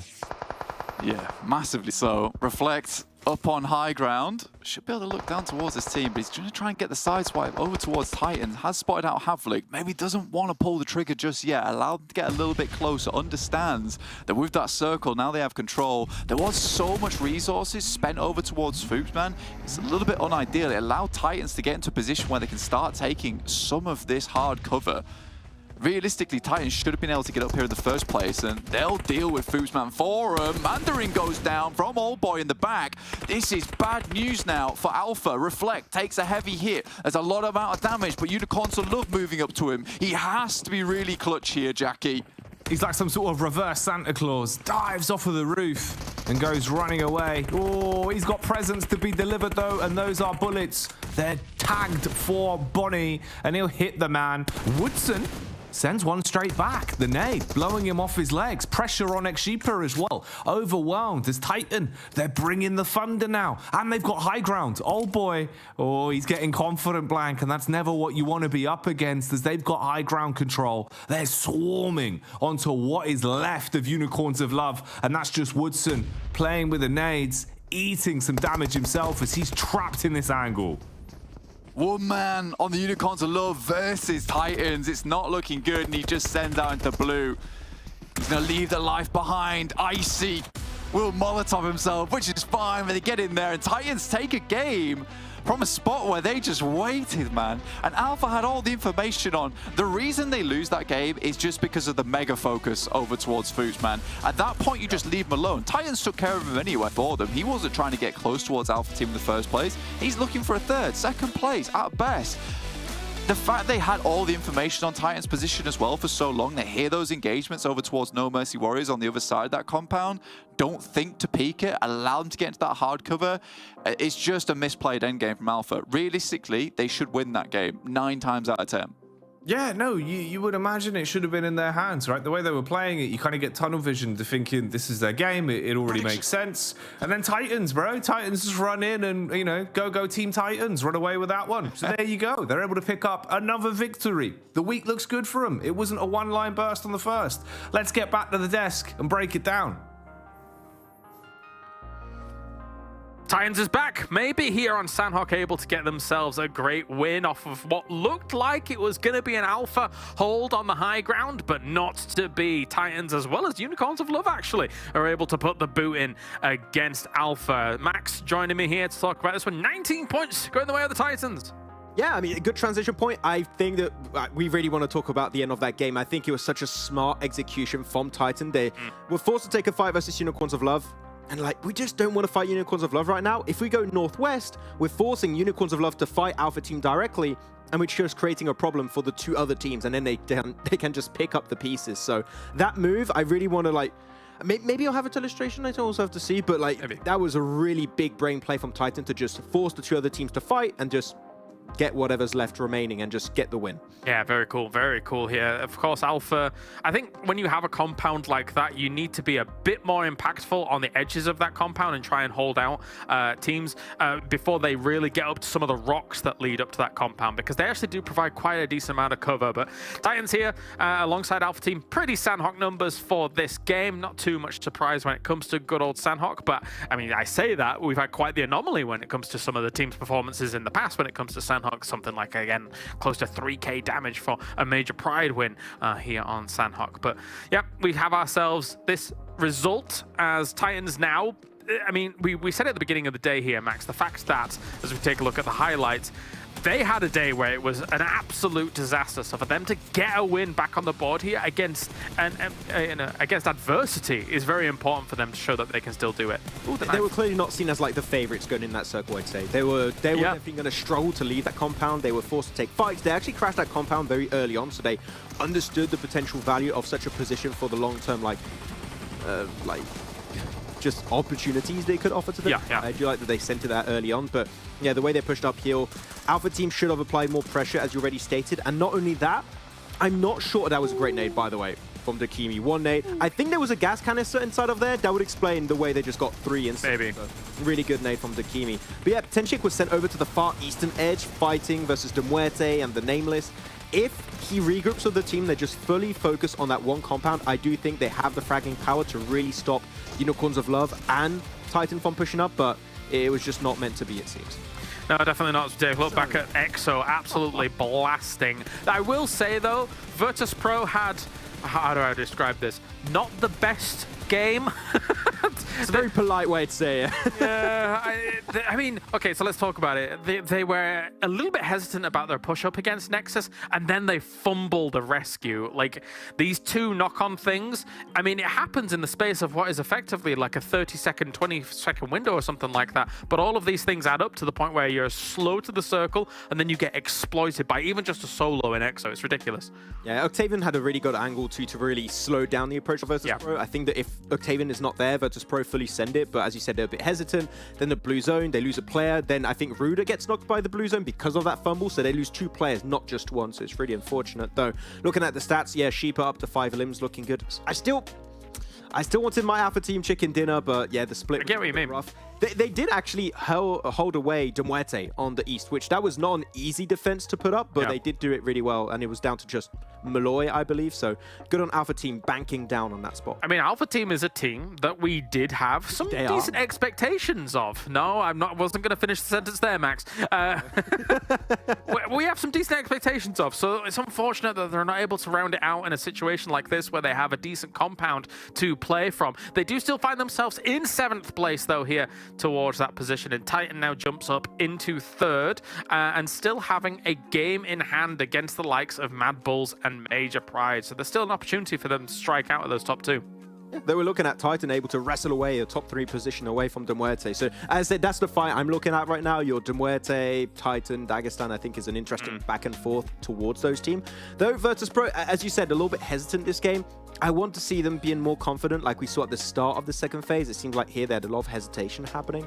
Yeah. But this is another roster, right, that could be playing so well, which is actually surprising. We haven't seen Madness play. That's something I wanted to mention is Madness is such a gifted player that we saw play in spring. He was so impactful.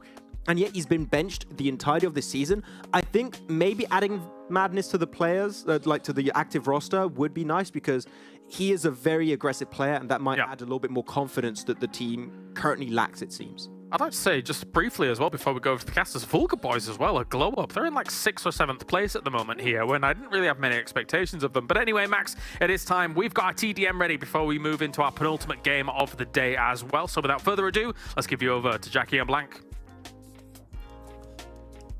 Hey, Jackie and Blank, back together like a blanket, wrapping you up, getting you ready for the TDM special, Blank.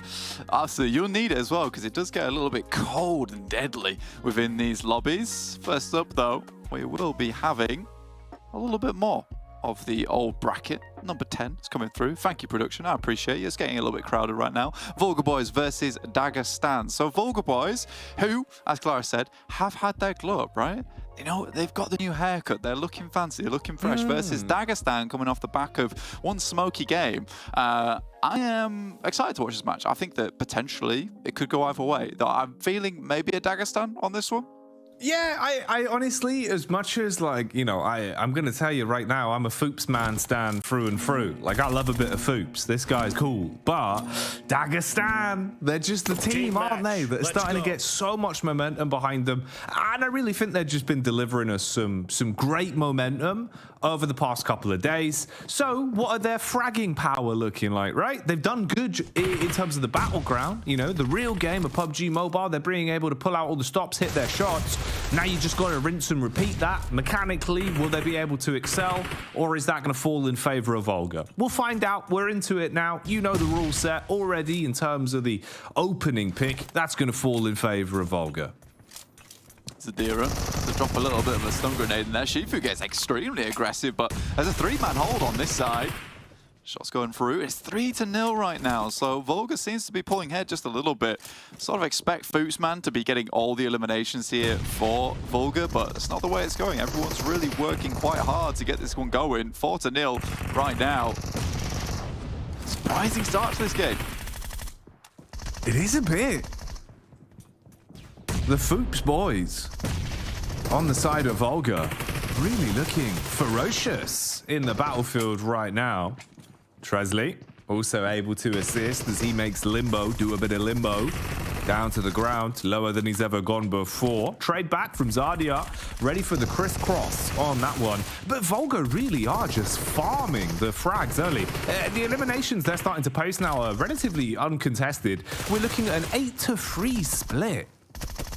Yeah, it slowed down just a bit now as Tresley kind of tries to get up to the front side. A bit too aggressive. Fuchs goes down. Dikibi sends something round. It's the pull-out from the side. Shoddy there will take him down. 10-7. Quickly goes back towards the favor side of Dagestan just a bit. Obviously 7, 4 limbs behind, but it was looking very dire just about 30 seconds ago. So luckily Dagestan's able to get a bit of a grip on this game.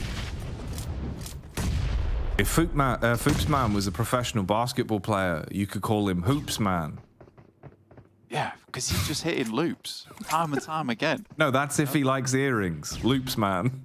Also, yeah, jewelry man at that point. But more loops man. It's got a rhyme, though. It's got a rhyme. Yeah, I've kind of ruined it there. I apologize. That's my bad. You know what they call him on Halloween? Spooks Man. Spooks man. Sorry, that's really tickled me. I love Fuchs, man. What a good player. Anyway, at the minute, he's just running away with the game, really. I mean, the game is at least getting somewhat close to blank. You know, this is an 11-10 split now. This was quite one-sided. Dagestan are standing up a bit. They're getting into the game now. Trying to get back into it for sure. I mean, VULGAR not doing too badly. Still, Fuchs man hits him with another. As he's crunching on him. You call him Fruits man. Like the cereal. You probably could, yeah. Mate, it feels like, you know, you open up the box of cereal, you're shaking it, you're really hoping you get a toy, he just falls out, it's Foops, man. You're like, I've got myself a limited edition Foops, sir. That's it. Literally, there is only one. Yeah. Solid gold Foops, 1 in every 40 boxes, and I've got him, just for me. That's some good rates, bro. I'll give you that. That's a loot crate I would open. Oh, yeah. Oh, all right. I tell you what, though, this game's been really opening up the longer it's been going on. You're looking at a 15-17 split. And for the first time, this is Dagestan now leading the charge. They hold the key to the magic Foops. They have the crystal 1-of-1 Foops, PSA graded 10, in their inventory right now with how they're playing this, because they're adding to this total tally. They've projected themselves all the way up to 19 now, almost halfway to our finish line. Yeah, we're getting there slowly but surely. Nate goes through, tries to go for it, but he hits the deck. Call him Stoops, man, because he's on the floor. Shifu will go down afterwards, and Pilao still going for it. 21-18. It has gone back in the favor of Dagestan. Struggle. Scared. Shenanigan. Other letters that start with S, but right now it's Ardia trying to do his very best as he sprays in, shuts people down. Tresley trading, standing tall like an oak tree as he's able to provide some sort of survivability for the squad here. The longevity of this one looking like it could really go the whole hog. You're at 22-23. There needs to be a resurgence from the Foop squad now. The main man's got to take charge once again. He's got to get back in business because he's not done too much and he looks a little bit scared right now. Not able to get back into it how he'd like to. There is a nade around the corner, constantly trying to pressure this angle. And now 2 elimination lead has been led here when it did look so dire and drastic for Dagestan. Just shortly, Foopsman again hits the deck. Saddening. It's not what you want. You need some help. It's crunch time, really, in the game. Clock quite far ticked. We're down to 4 minutes and 40 seconds left on this one. A lot of damage being done on the angle here as well. An exchange of nades. Sifu is able to keep himself alive and kicking and basically force them off this. So they rotate round. Want to link up as a 4-player unit, but it's Foops, man. Furious as ever as he swings to open it back up. A kill differential of 2. It's getting quite slow right now. Everyone's trying to keep it a bit quiet. Don't want to allow Dagestan to hold on to this lead for too long, which is why you can see the guys from VULGAR trying to get in on this. They want to open things back up again, but Dagestan's just holding them tight in the headlock. Oh, gasping. for Oxygen at this point. 1-for-1 trade as plays being made. We see the exchange here, but still, the grand scheme of things is that Dagestan are looming 9 eliminations away from shutting down VULGAR boys in this TDM matchup now. We were all about Foops. We were all about the vulgarity that's been on display, but you can see at the minute Dagestan, they're a cut above. They prefer the refined things in life with how they're playing this one, sipping on the tea and dropping the Tetleys, running away with it, it seems. Yeah, they just cannot get a lead here anymore. Let's go up the top side very low. Tresley just needs to get in there, hit one shot, but he gets the heal just a little bit. 4 eliminations remaining. I don't know if VULGAR boys can do it. Foops, man, looks to try and clean up one. Will find Limbo there. 32-36, but keeps gets up top side. I don't think they noticed him. These spawns are absolutely mad. 3 eliminations. This might be a Dagestan game. Oh, they're running away with it. They just need one more. All they've got to do is hit the final nail into the coffin. There's at least a bit of bite back. The resilience on display from VULGAR as they keep it close. They only need 4 of their own. Game sitting on a knife's edge right now because you realize for Dagestan, they can't afford to let it slip, and they won't. They'll dash the nade, blow away the hopes and dreams. Foopsie daisies as they've lost that one. I mean, they tried to go over it. VULGAR attempted to get in there. It's just not to be. We did not get the Deluxe, man, there in that game. It just wasn't up to par. And Dagestan will be going forward to face off against Gladiators in match 15. Match 11 tomorrow, match 12 after that. And then we're into those quarterfinals. I'm excited. Yeah, looking spicy. It's kind of fun, actually, the way the TDM bracket's shaping up. There's some interesting games. Gladiators delivered last time. That's an intriguing one as well, right? The Foop show to begin with, but they go quiet in the end, Blank. Yeah, I mean, he just couldn't carry them on his shoulders the whole time. He did not have the capacity, the carry capacity to take them all the way. It was close, though. I think you got to admit, it was very, very close. One of the tight games we've had. Yeah, exactly. And I think for one of the teams that we really did not put a lot of hope in the past, they have definitely really changed things up in the arena, on the battleground, in terms of how we need to look at them now. 6th place, 102 points, just behind Dagestan, in fact, 105. So certainly a possibility by the end of the day for VULGAR boys to get a few more points on card, get themselves towards a later finish. Again, just beautiful stuff. And if that didn't get you excited for our 4th battleground of the day, then fundamentally I just don't know what will. That should have got you nice and ready for this one, because we're back on Erangel. Obviously our 4th game today. After this we'll have Miramar as our last opportunity for any of these teams to secure points going into day 4 after our midweek break with our 1 day off. And these are the past 2, these are the last 2 games really, Blank, where it feels like if we're going to see any of the squads that maybe haven't put their best foot forward today, squeeze out a few points, it has to start here. Erangel is a prime opportunity for some of those teams. In the back of my mind, you're thinking, Titan, you've come close, but not really been able to topple anyone. This is another map they feel very comfortable on. We've seen good things from. Even VP at times, there's been some good plays here. For NEXUS as well, actually, I'd even chalk them up to say some of their Erangel rotations have been looking a bit better over the past few days. So what are we going to be looking at when the dust settles? I think that's the big question for our 4th battleground after the midweek break. Yeah, I think it's really important to finish strong.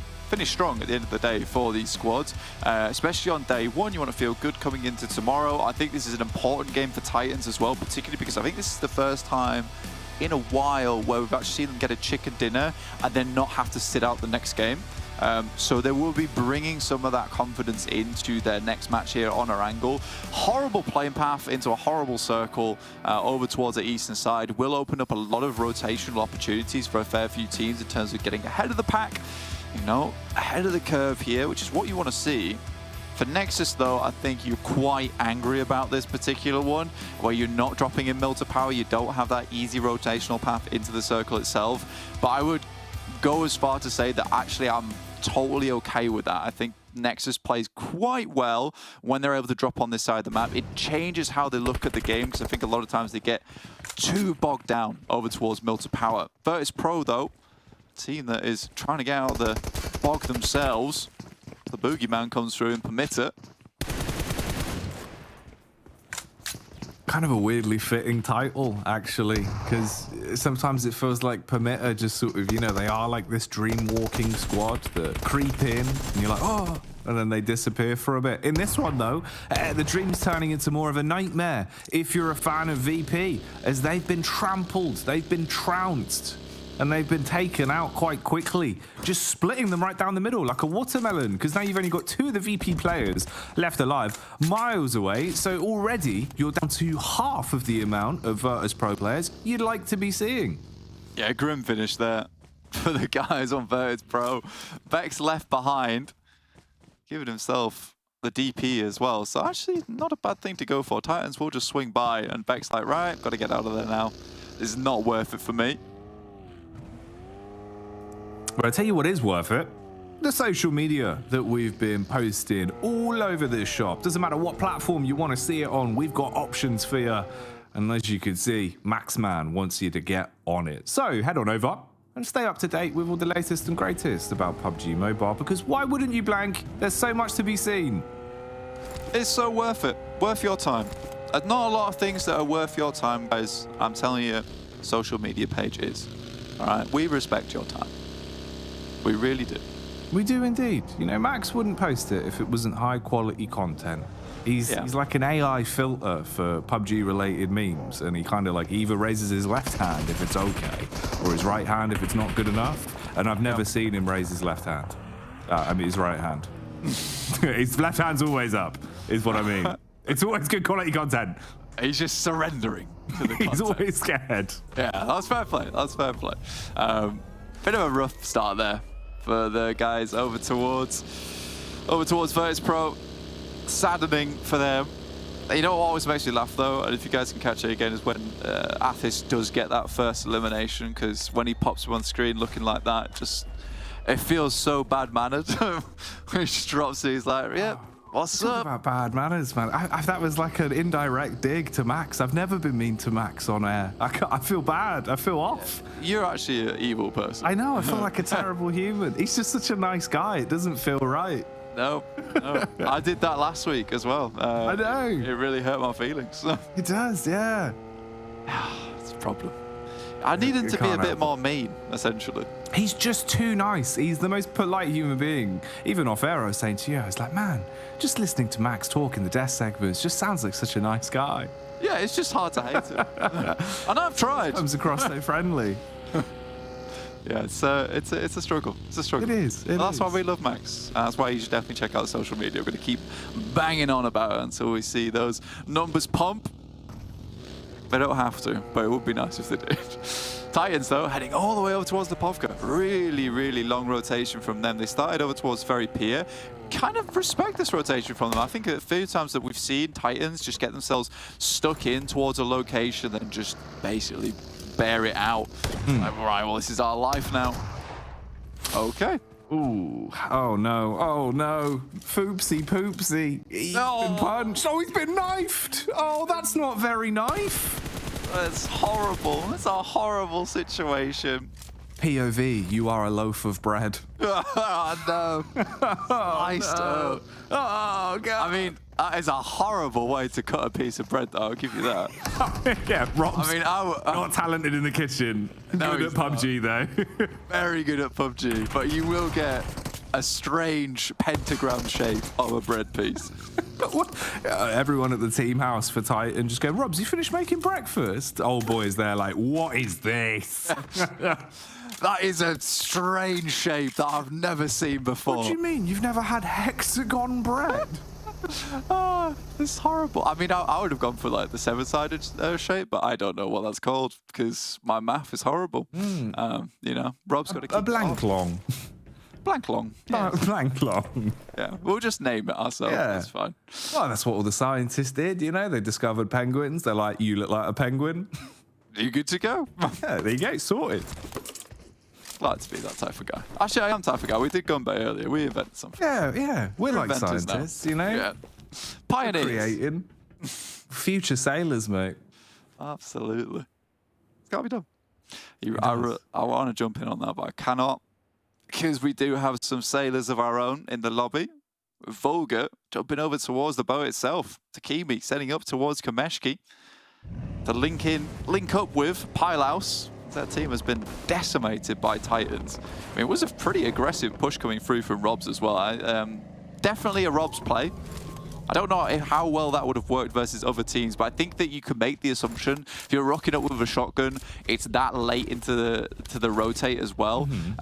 If they're also there on that playing path, they've got to have horrible loot. 9 times out of 10 for shotgun, you're going to win that engagement. You know what I like as well is it feels like Robs. He was actually a little bit more, I don't know if it's confidence or what it was, but he seemed a lot slower in the way that he would take, you know, aggressive peaks, the way he'd opt to play the game, because he is really good at like clutch PUBG mobile. He's kind of the guy that you would want in like a 1v2, 1v3, where he's got to be on his belly and try and make late round plays to try and clutch stuff out in the final circle. He thrives in that, but he's also pretty damn good when you send him in and let him get stuck into a scrap. And the fact that he's sort of taken like the old boy approach of, on occasion, I am going to fight and you will follow me, I don't mind it. It kind of works, especially where like the rest of the team is now sort of subscribing to the idea, all right, if old boy's going in, we go in. If Robs is going in, we go in. Yeah. It just seems like it's starting to work. You know, there's a fire lit under them, which I prefer. It's good to see. They've got like one-word comms, really. And I mean like a one-word comm, which is just push. Done on the fly, which is fine. So everyone just goes back. Oh, dear me. I like they were just on the same that one. Yeah, we've been reading, we've been seeing the team comms from Titan. Yeah. We're locked in. It's not very interesting, but yeah, we know what they are saying. I do like the idea, like even when someone's knocked, it's just silence and then push. Old boy's going in. I've got it, boys. It's a horrible dilemma for them. I mean, even with Robs, I think it's a horrible dilemma as well, because you summed it up very well in the sense that he is sort of that guy that you'd like to have in that late game, but he's also the guy that you want to just toss in like with the Pokeball and get him fighting. Yeah, bro. It's like a double-edged sword, right? Because it's one of those where it's like, do we squirrel him away and hope that we make it to a situation where he can be pivotal late game, or do we let him kind of scrap a bit early, try and get the elim points back and get the blood pumping? Because I think that's another thing. It looks like Titan, you know, they go from strength to strength quite easily if they're getting elims. If they're having a quiet game, it feels like it is just that, a quiet game. Yeah. I guess it's nice the same way. He's got 2 moves. He's got 2 moves. That's great. A lot of team. Growl. Yeah. That's all you need. Bide. Bide would be the one I'd go. probably was able to get Leaf Blade. Yeah. Perfect. Brilliant. We've locked in on everything there is to know about Titans. Yeah, you're probably not what you wanted to know, but it's all you need to know. Can't delete it from your brain now. It's too late. This is good though, actually. This kind of sets us up for a nice, you know, conjunction into talking about. Hello, Rogo. He's trying to get the team warmed up a little bit, but it's a bit of love tapping coming out. But yeah, Alpha on our screens here. Alpha again have been looking pretty damn good. And maybe we'll get an opportunity to see that. For now though, control of the tower is being fought for by a KASIK team. Not much of them left after they've been dropped on by Dark Project. Trofka though, we've been saying how sick this guy's been looking recently. And again here, laser beams his way through them. They've also got elevated angles to peek from with hill control. Oh, Dark Project are probably in for a world of hurt now. Yeah, Skills is coming in. English tries to get on the outside. Closet's got nothing left on him, just the shotgun, the pump action. But yeah, Trofka, I think that he's really made a name for himself here in the fall split. Like for PMPL EU, as a newcomer, or at least a player that we've not really spoken too much about in the past, Trofka certainly is that standout member of any team within this lobby. Maybe him and Fuchs, man. I'll give him that. Look at the circle, though. We really do need to hone on this because we're getting to stage 2. You know, we're moving through to stage 3 as well. It has centered up down towards the south side of Yasnaya. It is a difficult position to play. A lot of tree lines over towards the eastern side. You've got the crates over towards the east as well that you could potentially play in, but it's very much out of the way, so you don't necessarily want to go for that right now. And north of prison, too. So you've got this very much low ground down towards the south. So I think that most teams will want to try and set themselves up over towards this western edge, try and pick up some of these buildings buildings towards the center side, and then just try and play the dips on the northeast side. It's actually kind of unfortunate for all these teams like VULGAR, SHOCKWAVE, NEXUS, TUNA, Titan, because they all made the smart move, right, which is to make the long rotate over towards the east side of the map. You know the playing path was over towards the west, try and circumvent a lot of these teams. Gladiators decide that, you know what, everyone's going to do that anyway. Let's just do the opposite approach, and we'll just go where everyone assumes will be. And by that, now they've got a 4-man split over a huge amount of terrain. It's kind of ridiculous. It is a bit. It is a bit. They've been outsmarted by not outsmarting anyone. Yeah, just kind of, you know, everything's sort of fallen into place somehow miraculously. But yeah, you roll with it. You'll be happy with what you've got here. I did wonder if there was going to be an instigation of a fight here, maybe from Dakami. He was just behind the vehicle, obviously not really a great spot to be in. You know, you're one of the 2 players that are still alive for VULGAR at this point. He sees the drive-by and gets contact onto SHOCKWAVE, but knows it's probably not worth instigating the fight. You'd probably just kill one, maybe, if you're lucky, and then they're going to trade, so not really worth it. We saw this setup a little while ago, where PERMITTA pushed into the compound quite some time ago now. They've just been fishing for info. Aphis has done this a few times, where he runs out onto the roof, then goes back inside, just seeing if there is any information or a potential peek that will come out from one of the windows from Alpha. The only thing that could bode well for them is just the levels of verticality they have split between the 3 different buildings. If you peek onto them, it's one angle, whereas they're going to be peeking you from 3 different points, so it might make it a bit uncomfortable to take those fights for PERMITTA. It's probably the place that I hate assaulting the most is over towards Mansion and that 3-story towards the center, because you saw how many windows were on it, right? I think you mentioned it too, is the fact that they could be peeking from any one of those windows. I've dropped in, I've taken out teams before, and you know, you just don't know how many players are in those buildings. A lot of times it can be even more than you might expect. We do head over towards this northwest side though, and Heaven's in play. And MADBULLS currently got it, and it's direct center. This is a wonderful place to hit up. Very difficult to get up towards it. Very easy to take shots at teams that are going towards that position as well. So MADBULLS are fairly safe this game, with a really, really good outpost to play this out from. Bodes well, man. It's a good spot for him to be in. Already again today, you know, MADBULLS, we've been seeing and starting to show that, you know, the fires are there. They're looking strong. They've been getting their squats in each day because they can hold on to some of these positions. They've got longevity in them now, which is what we wanted to see. But they're also making a good job of instigating fights when necessary. This is one I didn't expect, though. Titan actually fighting against PERMITTA. They've been locked in place for so long, but now they're duking it out amongst one another. Aphis cleans up on the close quarters engagement, spraying his way through them. He's dropping the peace signs, and it will be peace to Titan, it seems, unless old boy can make the hero maneuver. He's downstairs, spotted on the third-person peek by Temp, tries to clear it with the shot. He dives around the corner, baiting him out. A bit of a block on his teammate with Icy coming through, so Xsheepa's nade might be the final pin on this one. But actually, if he can get it back up, you're looking at 2 isolated duos with Alpha pushing in to clean up. This is like worst case scenario for this fight blank. PERMITTA probably hating their lives right now. Yeah, it's a really awkward position. Icy does go down to the nade. Old boy left remaining. He's got a tall task ahead of him, but this guy is a big man. Maybe he can clamber over the top of it. In the meantime, NEXUS are getting shredded by SHOCKWAVE. SHOCKWAVE actually have had a good day today. I've actually been fairly impressed with some of the plays they've been making. Yeah, not getting towards the late game, but some of their fights have been absolutely phenomenal. They are sort of targeting the Nameless a little bit. If it works, it works. And right now, it's kind of giving them something to project themselves further up with. It's No Mercy Warriors that finish off the Nameless for good, with Madagod going down to Marlow so cleanly. We showed it to you a couple of times just to get you in the right mindset for how this game's starting to go. I'm surprised this has resulted in a stalemate as well. This is, you know, PERMITTA that had building control for so long, crashed down onto Titan, thought that they were going to run away with things. Instead, it's just been Old Boy now nipping at their heels. Alpha even gave up the goods on it. They lost some of the players they invested into cleaning up, so just went, you know what, not worth it. And Old Boy hits the mark. He's blown Aphis off his feet. He's forced us into a 1v1. How is Old Boy so good at just being annoying? That is upsetting. If you actually got that up top side, and the res is going to go through before you can get the full prime on the nade. He's have to be really quick with this one. Get it through the backside. Does pick up Athis. Doesn't do a lot of damage towards Temp. And another threat on the res. I mean, Alpha does give up the chase on that one, and it's fair play to them. Like you said, they lose a couple of their players invested into it, but it will have to be Old Boy from Titan as well as PERMITTA pushing into them just where the circle lies. It's very hard not to predict anyone else other than MADBULLS at this point, playing towards this position of how good they've been today. Well, it seems like Old Boy's finally expired as he's taken down. Whilst we switch over to the POV of the Gladiators roaming around in the big wheels.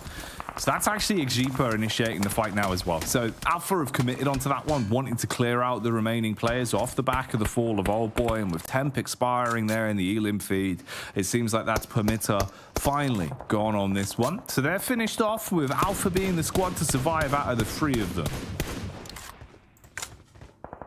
I mean, for Alpha, it was always going to happen. I mean, we talked about how strong that building is over towards Mansion in terms of like just being able to peek from any angle. Very difficult to isolate. They're looking to get vehicles. I think they picked up a little bit of loot as well because they know they'll need those smokes in the late game just to get over towards this area of the map. You can see already we're down to 9 teams in Stage 5. Most of them on the outside edge as well, because the further you get towards the center side of the map, the more you realize there's hardly any positions to play. No Messy Warriors, watch me.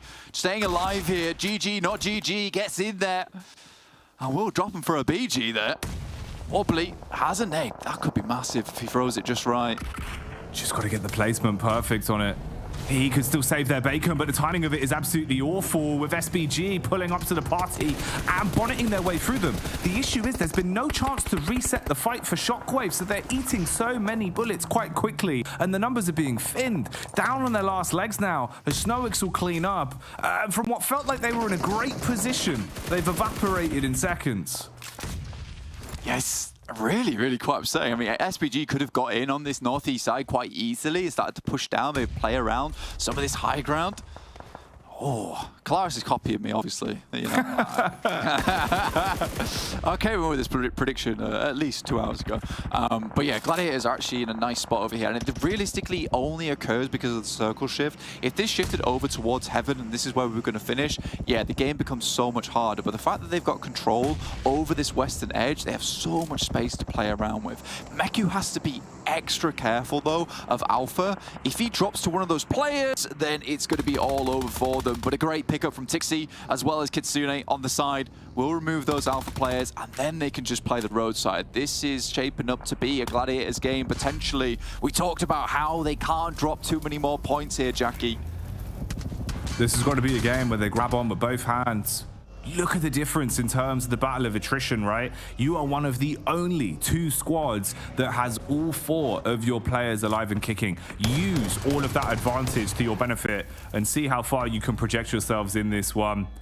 MADBULLS, they're going to be needing to clash back as well. They also want to keep their huge day going. Can't afford to let it fall through the fingertips here and just maintain some of the pace that they've been showing us. But still, the solos and duos that you have left to contend with, they're nothing to turn your nose up at. Snowix, probably one of the players that can be so annoying, especially with a well-placed nade. If that would have taken down Zerich, could have been a lot more to be said about that one.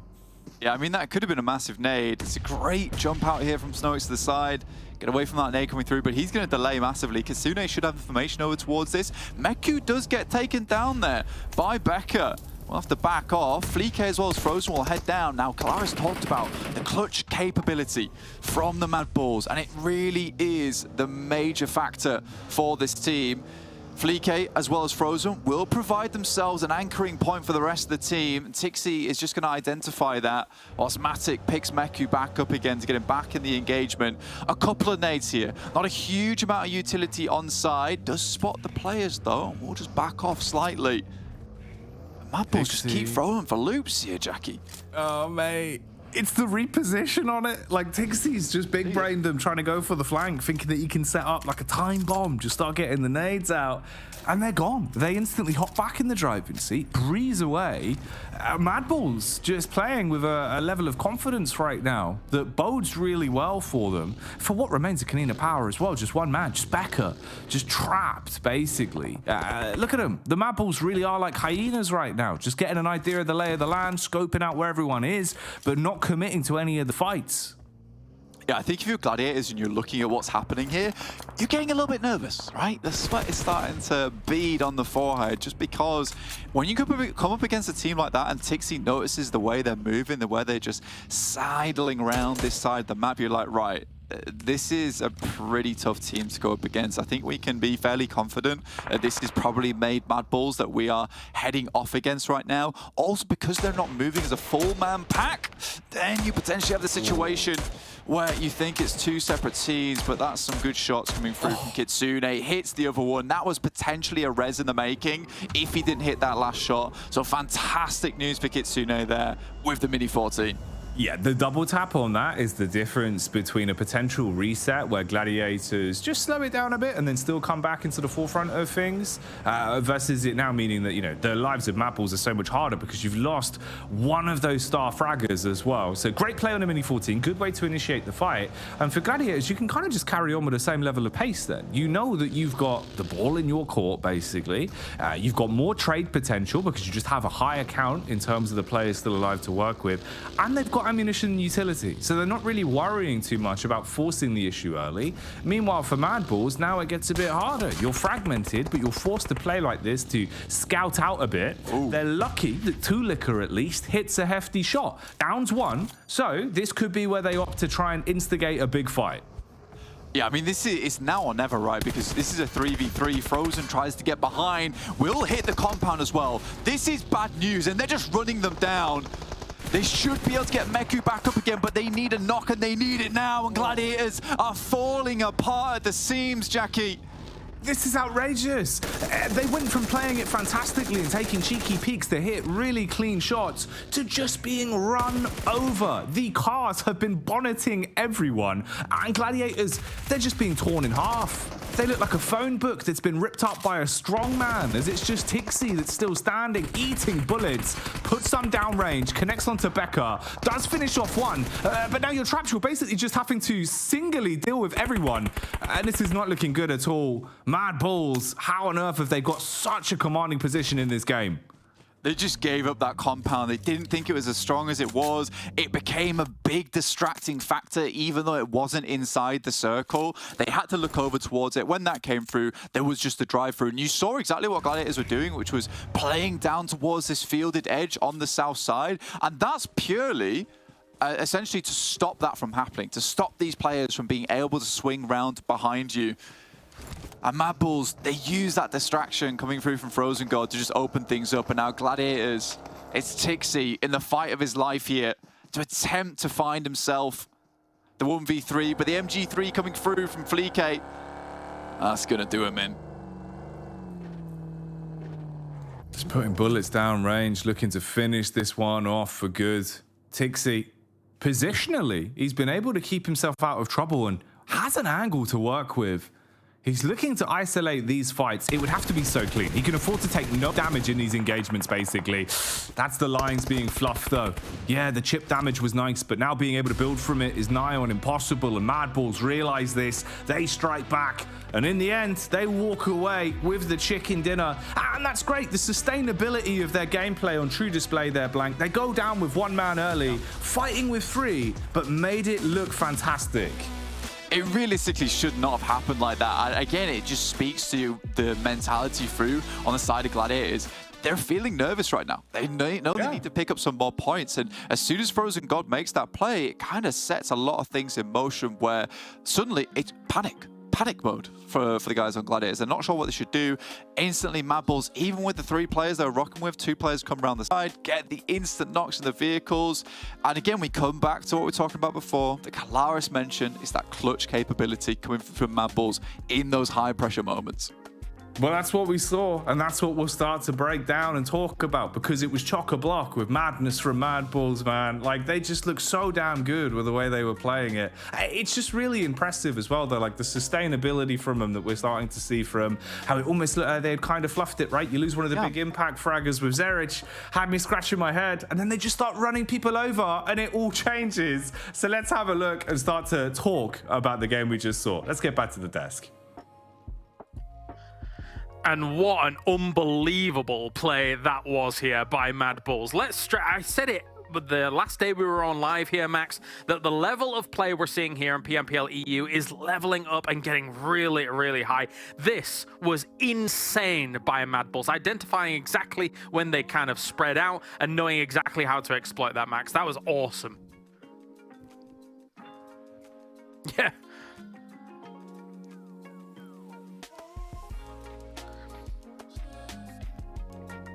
I was muted. I am back. So yeah, what I was saying about the MADBULLS is that they give them an inch and they're going to take a mile. And here they very easily understood the weakness of Gladiator's position, understanding that the West, they're so spread, they can try and abuse it. There's, of course, like little minute details we can jump on after focusing on MADBULLS, but really strong display of what they could do. And also leaving Heavens, which I think you stated in that game, right, Kalaris, that is not an easy position to leave. And they made sure to clear all of the teams behind them before transitioning away to facilitate that movement. So every step of this game has been so strong for MADBULLS, and once again showing why they are one of the most aggressive and consistent teams in this lobby. Yeah, absolutely. I mean, for the most part, when you get in those situations, and even in the circle that popped after it as well, which centered on the road, normally you would have stalemate scenario, where both teams are using the slight dip on either side of the road and just kind of either crawling or trying to jostle for position slowly. MADBULLS was having none of it, which was awesome to watch. Just absolutely understood exactly how to exploit the split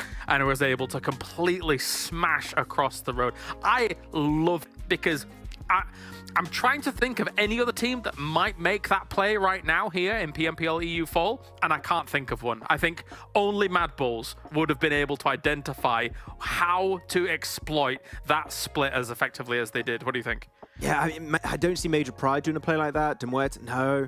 Maybe Gladiators, but they're the one they were going up against. But like, yeah, MADBULLS are just a team that currently are, I mean, as you would say, right, the whole package. You have entry-level threat. Like, they are the team currently to beat in this tournament. And the very important moment of this game was when Meku was knocked, because you said it during that game, they were very split. That was the weakness. They were very split. If MADBULLS were aware of that, that was going to be the weakness they were going to try and abuse in their favor. So Meku gets knocked. Tixi sends it to go for the res, and of course when you get in the res, only 2 players are still up against you. So they just send it, roll them over. Fleeky gets the opening knock right away. Like, what a play for MADBULLS. This was one of my favorite games of the tournament by far. Yeah, it's funny because I said that maybe 2 or 3 times whilst we were, you weren't here as well. The games just keep getting better, man. As it also keeps getting better for SHOCKWAVE up at the north side of things. I mean, they were having I think they were always going to have a hard time getting into this circle, but they were able to pump out a lot of eliminations. SHOCKWAVE keeps getting early elims. They just need to then convert that towards getting to those higher placements. And then Jackie predicts them, and they just die instantly. So I don't know. I'm not pointing fingers, but not Jackie, VP. Yeah, no. But yeah, they are really good at taking fights, clearly.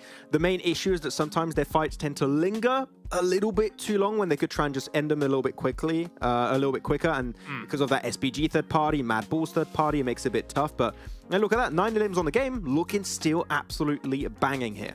Yeah, at the same time, when you look at SHOCKWAVE's numbers here, though, I kind of understand why you would just stick around and try and take those fights in general anyway, right? Like, thinking about the middle of that circle and how much terrain there is there, and if you were to try and send it in, you're probably going to get eliminated before you even do any damage or get any more elims on the board, right? So just, if you know that you can't get to the middle of this circle, just go for the elims that are on your side, try and get as many as possible, and that is absolutely fine for the position that SHOCKWAVE is in my mind, as we take a look at the highlights.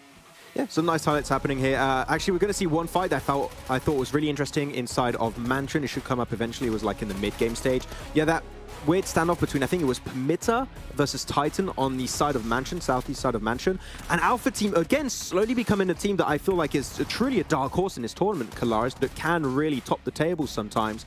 They are just not idle on the side. They're just actively thinking, okay, this fight you're looking at right now, PERMITTA versus Titan, isn't folding. Yeah. Fully send it in, and because you've done that, you can easily leave Mansion later on down the line, because this fight, these 2 teams will not be a threat in the future. So I really appreciate what has been happening for Alpha Team these days. Yeah, it's a similar situation to the, again, find as many eliminations as possible if you can't get to this was the center of a circle, right? Like, Alpha Team, we have seen them multiple times in the past actually rock up as third parties on these compounds and actually be very successful. Do they then follow it through to be able to get themselves a win on the board? Not often, but at least they're getting themselves some elims and keeping themselves in what looks like those top 8 positions right now. So that's enough to get you towards that Livic and then get you into the finals. get things going as we take a look at these final moments. And Dixie, I will say, as a bold play, a bold counter play, I don't mind that Tixie went over across the other side of the road, knowing that the rest of his team was split up and he wasn't going to be able to save them. But it was ambitious, and you had to try something, I suppose. It actually worked out really good for him to do that, because the fact that he went over the side of the road in the position he was at, he spotted out Becca and secured a second place. So he didn't know, of course, that Becca was there at the time. I'm pretty sure he was only focused on MADBULLS, but it did actually bring up a few extra points for the side of Gladiators, which is good to have. But clearly they were just so desperate to just try and make something work. But against MADBULLS, they were moving as a pack when you're so split. You can't do anything as a solo. So he just tried to, like, salvage a play, which is what they're known for, and at least got a second place on the back of that. Yeah, let's take a look at the overalls as we continue talking about this. I think one thing that makes it even more impressive for MADBULLS is the fact that Gladiators had the roof of the compound as well. So that actually provides a great little overlook against what might be coming your way, but still wasn't able to be victorious in their defense. But MADBULLS takes #1 spot off Major Pride here, 160 points to their name. And between Major Pride and MADBULLS, they've won half of the chicken dinners in this phase, Max. We said it's top heavy, right? It's clearly just the MADBULLS Major Pride show. Gladiators still not on this page. I mean, they really wanted that win, right? For when it comes to PMGC, they wanted to secure themselves that chicken dinner. It was not meant to be, and another one goes the way of MADBULLS. The sponge effect is in true effect, it seems, this entire tournament so far. And though, looking on the second page, Gladiators still shy of making it back up there. But though SHOCKWAVE has been slowly climbing up, and because of the eliminations they've been able to acquire, I mean, 48 eliminations to 15 placement points, that's a big elimination ratio here, I think it's fair to say, Kalaris. They are in a position where they could start to climb throughout maybe the end of today and the next 2 days. So at least they are in a position where they can be a threat to the teams in the middle of the pack. Yeah, I mean, they keep looking really good in those early engagements, those hot drop scenarios where they do win things out 4-0. But anyway, it is time as we have our final game of the day. Let's head over to the commentators, Jackie and Blank, for all the action. All right, last game of the day here. It's been a great way to kick off the second half of the week, I think. Blank, we've had some tasty affairs, and we get to wrap it up in a neat package on the end of Miramar. Oh, yeah. I mean, to be honest with you, it's been a pretty good day today. I think we've done a lot of chatting about teams, honestly, as well, because there is a lot of interesting storylines. It's difficult to keep track of everything that's going on, and that's fair play. There's some definitely big teams out there, and it's nice to be able to have those conversations too, considering, you know, MADBULLS as well as Major Pride have just been so impressive at the moment, yet there are still more teams that we want to chat about all the time. Titans were able to take themselves up to 3rd place, maintain that at 125 points. MADBULLS will be playing in this final match of the day on Miramar, which is where they find a lot of their success as well. But Major Pride will have their 16th match here in phase 2. They're only 5 points behind MADBULLS with 160 points to their 135. So they might just be able to leapfrog if they have themselves a decent game. Some interesting storylines then, I suppose, with the teams that we have sitting out coming onto this one of Miramar to round out the day. It's nice as well, you know, like you're saying, we've had a little bit more time today, I suppose, in a few of the early game openers where there haven't been as many chaotic sort of fights, that we've been able to just kind of give our thoughts and feelings on this past week, because there's been a lot that I think potentially, you know, we were kind of setting up that just sort of got blown out the water and has presented us with so many new takes of teams that look completely invigorated, teams like are still changing up their roster on, you know, a play day basis, but looking like there's been stalwart improvements. You know, we're thinking sort of Major Pride, NEXUS in that sense, where on occasion we're seeing fielding of some of the players that just haven't been there. It's interesting, it really is. But we'll get back into that, then we'll touch on what we're seeing when the business is sent our way. But like we said, this is it, final battleground of the night here on Miramar as we start to get our people deploying, and we get the zone for this one. Yeah, very much an eastern playing path as well to a western circle makes things a little bit tough for a lot of these teams. So MUERTE want to head up towards Monte Nuevo, which is dead central, but they have a couple of players behind that are just lagging a little bit. Malloy steals away a vehicle that Old Boy most likely would have taken. And again, Titans are on this split over towards the eastern side. I think this is a little bit more of a dangerous split right now and something that you might want to consider regrouping as quick as possible, purely because there's going to be so many teams dropping out here that don't usually drop in this location. I'm looking looking at Gladiators, down towards that south side of Los Leones, just underneath Dagestan. Another team that might want to get involved. The Nameless drops on top of Dark Project. The Nameless just seem to be getting involved in a lot of engagements recently in positions where they're not necessarily allowed to be in, considering the teams around them, but they managed to get away in the party bus. They do knock up towards the ridge, but it's Aces who comes up front here with the Tommy gun, taking things a little bit carefully, but these lads have got nothing on them right now. Bone dry. Need to scavenge something to arm themselves here. Depends on the timing of it all, really. Dark Project, belly down to the ground, trying to get an angle to peek onto this one. Basically just the one man.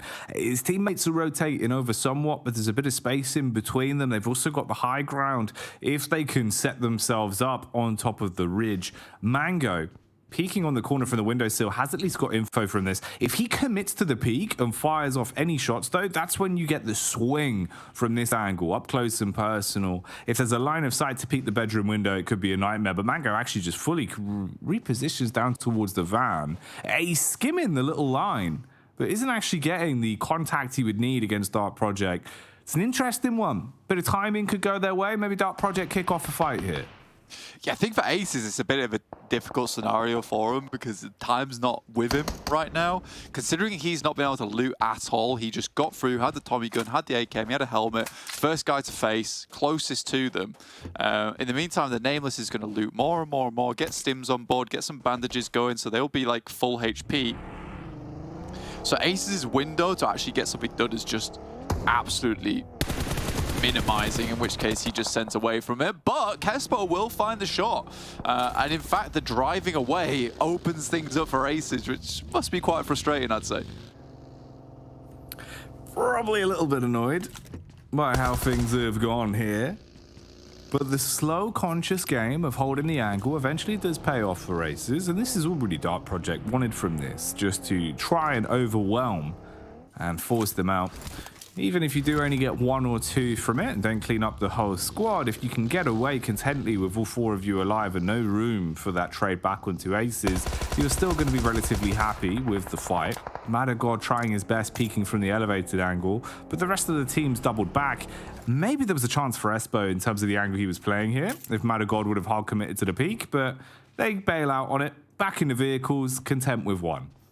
Yeah, either way, like you said, one elimination, that's going to leave those guys feeling a little bit nervous, a little bit hesitant to push up towards that north side without feeling a bit too scared of actually meeting back up with this team. So Dark Project, that's a good start from them. And Aces really does open that up. Yeah, he doesn't get the swing over towards one of the windows, but him driving away definitely allows Kespo to find those shots. And good shots from Kespo as well at the end of the day. Not a team you want to come up against though, Jackie. His major pride. No, probably not. If you could avoid having to go up with the Kings of the Jungle early, you'd probably try to. At the minute, it's just the drive-by. They kind of vaguely encroach into their territory, see a few bullets shot their way, and opt to go for the slightly longer route together on their rotation. But this is scary. Look at the sort of grouping that we're bubbling up towards here. Kazakh team near Major Pride. Everyone else is close by as well. You've got four sort of big-name squads that could potentially run into each other here. So next couple of minutes could have some interesting developments. Yeah, it's the type of thing where you'll just get this line over towards Power Grid and down towards that southwest side. And we're just going to get more and more teams almost forcing this wall out towards the southeast side of the map. So any team coming from Los Leones, Graveyard, swinging past Picado is just going to run directly into this barricade. So I think that heading towards that location is just going to be like heading directly face first towards spiked fence, which is not what you want. Or maybe a hard wrap over towards that northern side. Jackie could be good. I think Tuna already went for something like that, as did VP up towards Torre Armada and Campo Militar. Oh boy. Sniping away best he can. Was hoping that he would deliver some deathly blows onto Alpha that were in the midst of a rotate. But unfortunately, no clean connection from those bad boys. So it's just the information exchange between either squad in terms of location. And they get out of dodge as quick as possible. Going for a mass migration on this one, it seems. Clearing an awful lot of space in a short period of time. Bit of bouncing going on with the bike, but he can recover from that. We tune into SPG's POV here, though, as they're rotating past PERMITTA. Afis, he's on screens here. He was buying his time for this one. Opts to actually engage, trailing behind with the bullets. Victor, realizing that he's being spammed at, wants to get behind the back of the hill and give himself an extra bit of map geometry to block these bullets. Here comes Narvalo and co, and they opt to bail into the fight, jumping out the vehicle and looking for the scrap. Close quarters with the shotty, hits the first, jumps over the top. Heavy tag, finally commits as Afis goes down. Yeah, locked in that location nice and early. Saw that it was just a solo with the DBS up close and personal like that, and now Valo behind it. Likely that he's going to take that elimination on his hands, and now Snowick's on the high ground. Sneaks is going to be really, really hard pressed to find these shots. It's a tough time ahead for PERMITTA. And SPG comfortably wrap that one up, which is not something we've seen in quite a while. So I like the decision-making coming through from SPG. Felt like there was a little bit more of a plan that went behind it, as opposed to what usually happens from SPGs. They'll get into an engagement, and then it's slightly confused at the start, a bit muddled, but it looked a lot clearer this time. You could see the comms already occurring on that rotate, right? Like, as soon as they got shot at, they were piecing it together in terms of how they wanted to play it, and it looked clean. So, good fact for them. You stay alive, you can reset. Actually, it's commanded you an awful lot of respect in terms of the zone off the back of the move as well. That's a pretty central location they have with actual map geometry giving them some cover in terms of the compound they've secured. So that'll give you a bit more of a backbone in terms of the rotate you're going to have to deal with either TUNA or VP coming down from San Martin. Could be something to look at here for SPG a little bit later. They're going to opt to start to advance slightly further forward, though, contest for something a bit stronger, and that will be towards that central area where MUERTE have already pushed down. So, okay, you got MUERTE, Titan, Dagestan, everyone on the roads that are going to be bumping into one another quite soon. Yeah, everyone wants to head up towards this valley side Ladriera. Luckily for them, there is quite a few different roads you can take, but everyone's opting for the hard western side, and fair play to them as well. You don't really want to get caught up between the valleys in Ladriera itself. Icy, though, hits some shots over towards Tenchik. Doesn't want to press his luck too much because Gladiators, they're down towards that southeast side as well, taking some good shots. First time in a while we've seen them really step up on that last game, and to be quite frank, I think that, look, they did get that second place, and it could have been a win off the back of it. But I would say that's a really strong game coming through from Gladiators. I love the way they played it out. Their split was phenomenal. It's very difficult to win, though, versus a team that just makes an unbelievable play like that. Like, that is PMGC Grand Champion levels of play coming through from MADBULLS in a 3v4. That doesn't happen very often. So I think for Gladiators, that looks much better than it actually was. No, of course. It's one of those where, you know, when you take all the context into it, it definitely shows just how influential it actually was. Looking pretty good so far for the Gladiators, though, at the minute, as they're clearing out the hillside, taking fights when necessary. Deal with the first man that tries to blockade their path. Icy, on the move up. He's kept his nose clean. Backed up by his teammates as well. They've stayed out of trouble here in terms of being spotted by the players that are right above them. That's PERMITTA that have got the hillside control. So Titan look to try and dispatch if they can get up there unchecked. MUERTE having a bit of fun here in terms of their movement as they keep the vehicles in circulation. Temp had the pin pulled. It seems like he's got a read on it. You can see with the body language, he's heard some of the footsteps, knows that he's being pushed. Rogo takes contact on the sideline. Icy's low, eats the nade from Temp. That's a good follow-up. Yeah, we'll just drop down after him. Robs is not there to help him out. Should just go for the flush immediately. Temp will find it. It's such a horrible position because you have to wrap all the way around the right-hand side here to actually get up to where PERMITTA is currently playing, or have a buggy in tow to just send it up top side. So for Titan game, this is sort of a I want to say a desperate play. I think it's decent where you are, but you need to hit those shots. You need to fully clear out the area around you so you can lock in to almost this case of neighborhood gameplay where you're alongside another team. But Rogo, he takes a really strong spot. I really like this from him. You know, he's on the side. He's able to take pot shots at any teams that get a little bit too close to them. Gladiators, though, rocking up. He is a solo and will have to get to cover fairly quickly. Got to get yourself somewhere safe. He's just trying to play around the ridge right now, make it uncomfortable for Tixi in the vehicle, so he would kind of be left halfway committing if he wants to go for it. Robs with the timing as well, might have an opportunity to potentially try and get a line of sight on this one, see if he can peek around the corner and hit a pot shot on the timing. Tixi's really just all in on the idea of baiting him over the ridge. He wants him to come over, and then you'll have a better line of sight to fight this one. Otherwise, it's just about him bobbling up and hoping Tixi overcommits so he can win the fight. He knows he's just being baited, so won't commit to it, doubles back a little.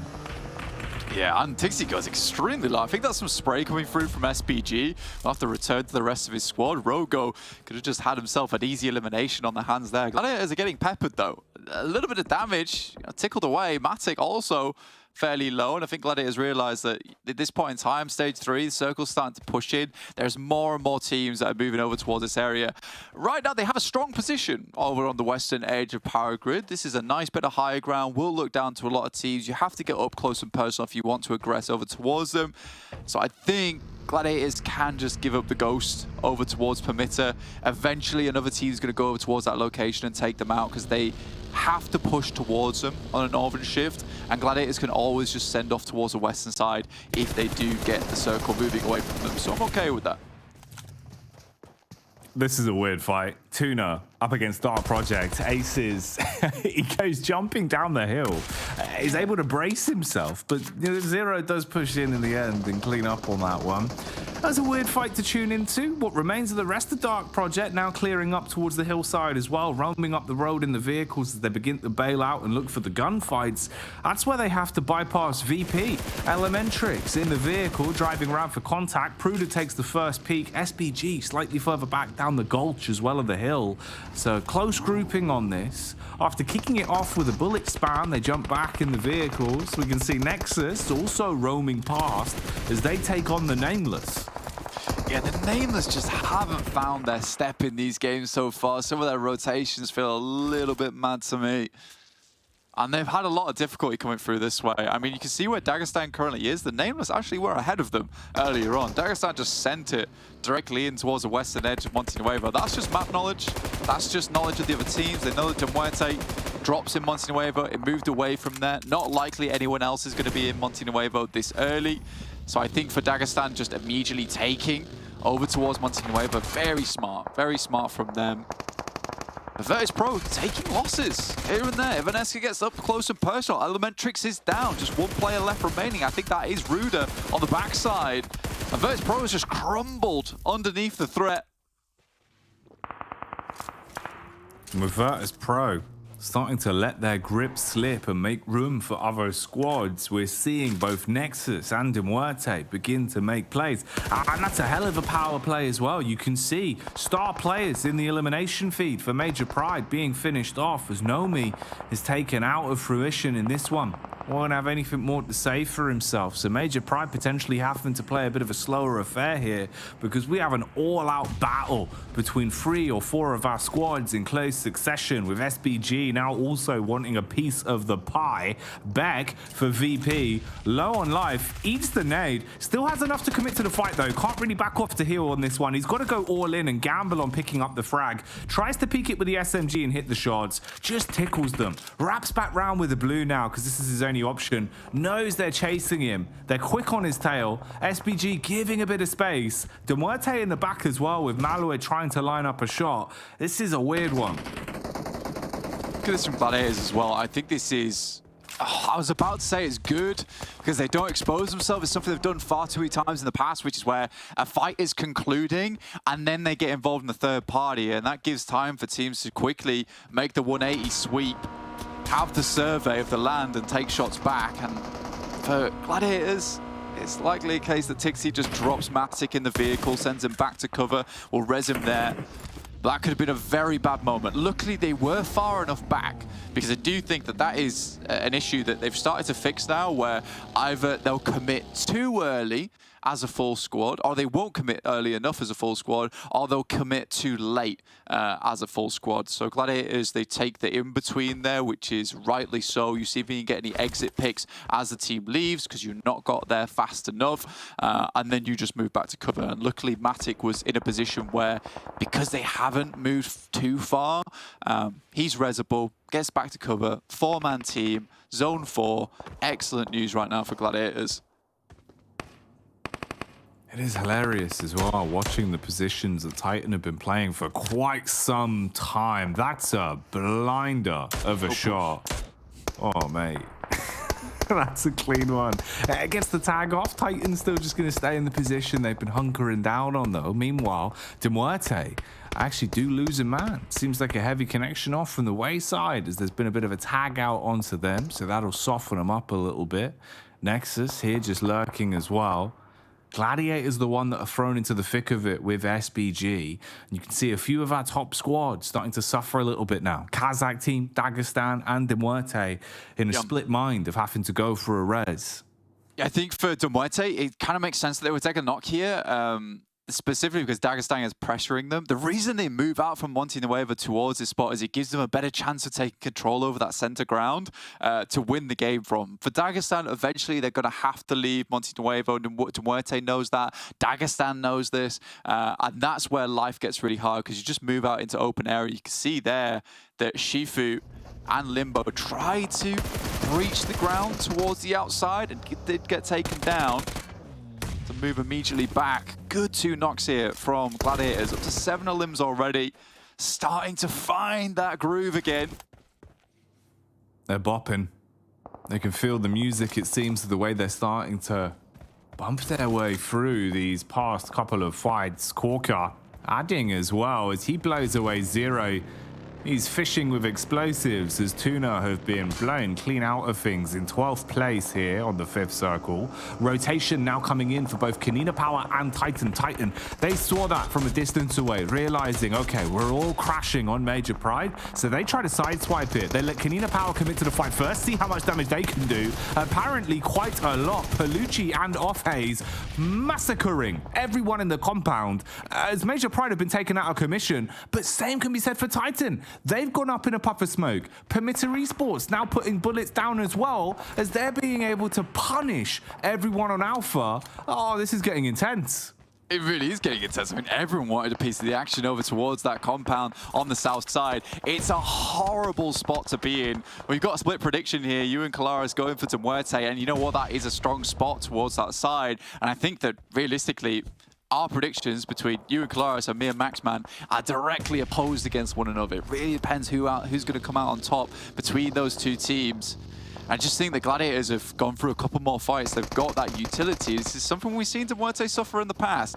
But everyone wants this compound because it's one of the only safe areas right now down towards this south side. And you need to clear everyone out before you start pushing up towards the north. Oh, no punches being pulled as they fight for control.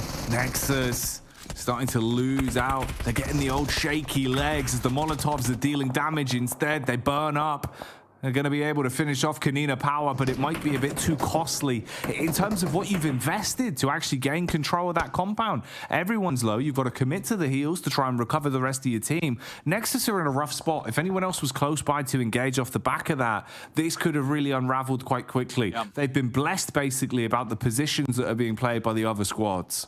Again, it's come back to what we talked about earlier about that position on the map, right? Is that you have to clear everyone out in the gas station before you can think about even playing on this south side, because a lot of the other teams aren't going to be around this location. They're not going to be playing those warehouses. They're likely to play the ridge where Dagestan currently is on the western side, so they don't have sightlines here. This is just a livable spot. It's not a winning spot. For NEXUS to take this game, they need the circle to come hard southeast. Nice shots from Tixi, though. They will clean up the remaining members coming through from PERMITTA. Some shots coming back from MUERTE here towards Matic. MUERTE are kind of out in the open. And Milky Way, once again, he gets caught, Jackie. Can't afford to keep having mistakes like this. Milky Way shut down for good. The MUERTE, that might be something that comes back to bite them in the bottom quite heavily. This is a game where, like we were saying, we were split in terms of the predictions, thinking that it bodes well for the MUERTE finish here at the end of day 4 of the 3rd week of competition. Malloy, he gets hit as well, puts the fear in him. He gets down to the ground, just buys a bit of time. But look how fragmented the entirety of the MUERTE is, basically soloing a lot of these fights. If you're caught in an unfortunate situation, likelihood of being revived and brought back is at a bare minimum. So this is a risky one. Yeah, this is I really do enjoy this ending. I think a lot of times you can sort of isolate teams into bad fights just by playing on this northern edge. So you should get KASIK to fight out against NEXUS, get Zadira to play against NEXUS with Dagestan. Is interesting stuff. And I think the fact that Gladiators play such a good backstop role there to hold Malloy out, because he's outside the circle and he was looking for those tags, it's unlikely Malloy gets into the circle here. Matic will just have a quick peek. He's got the window. He's got the tree, sorry, to play around with. It is so difficult for him, and the blue is starting to push in. Tixi, visible though. So Malloy, few bullets downrange, gets the connection off initially.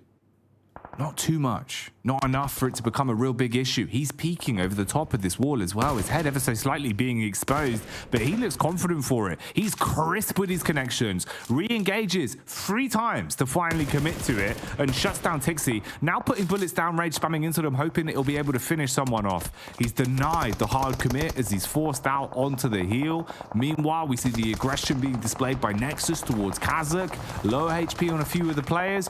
Big commit with a nade. Lobs that one out. Tags up English and forces him back to join the rest of the team.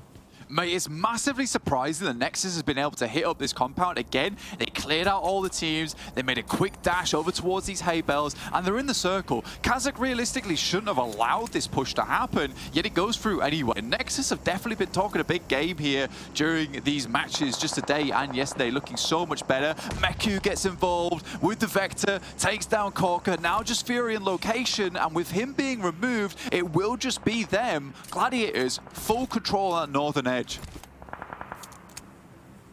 They're looking in good standing. Gladiators. Can they force themselves towards a chicken dinner on this one? Or is there potential for an upset? One of the sides maybe we haven't seen too much from over the course of this one, surprising us. A Dagestan perhaps being able to go big in the dying moments of it. Tixi with a reposition, struck upon from Furia. He hits the mark, gets himself back down out of cover as well. Protected, but potentially about to be run down. Matic instigates the fight by driving around in the corner. Here comes Kitsune as well. And just runs him straight down. I was going to say, it's about time that they make this play. In the meantime, though, Dagestan's able to get into a very strong position, just holding the side, but Gladiators might just be able to walk up behind them. This fight has to extend itself. KASIK, though, moving, will remove NEXUS. A difficult play to make, but one that they get done here. Gladiators, again, Tixi, crawling forward to predict the nade, heading towards that backside. Very smart there. Will avoid detection. Everyone very low, looting up, trying to get new vests, new helmets, because they are tattered, broken, bruised, but looking to go on. Dagestan. They've been able to reset themselves quite nicely. It looked uncomfortable. When you saw the aggression from KASIK team, Dagestan, they were still trying to put the bandages on, get everyone back up and kicking. Now we're at level pegging across all 3 of our remaining squads here into stage 7. Gladiators with 4, KASIK with 4, and Dagestan right in the dead center with 4 players as well. Limbo, the only one that's operating on his lonesome, anchoring towards the backhand side and trying to keep the pressure on.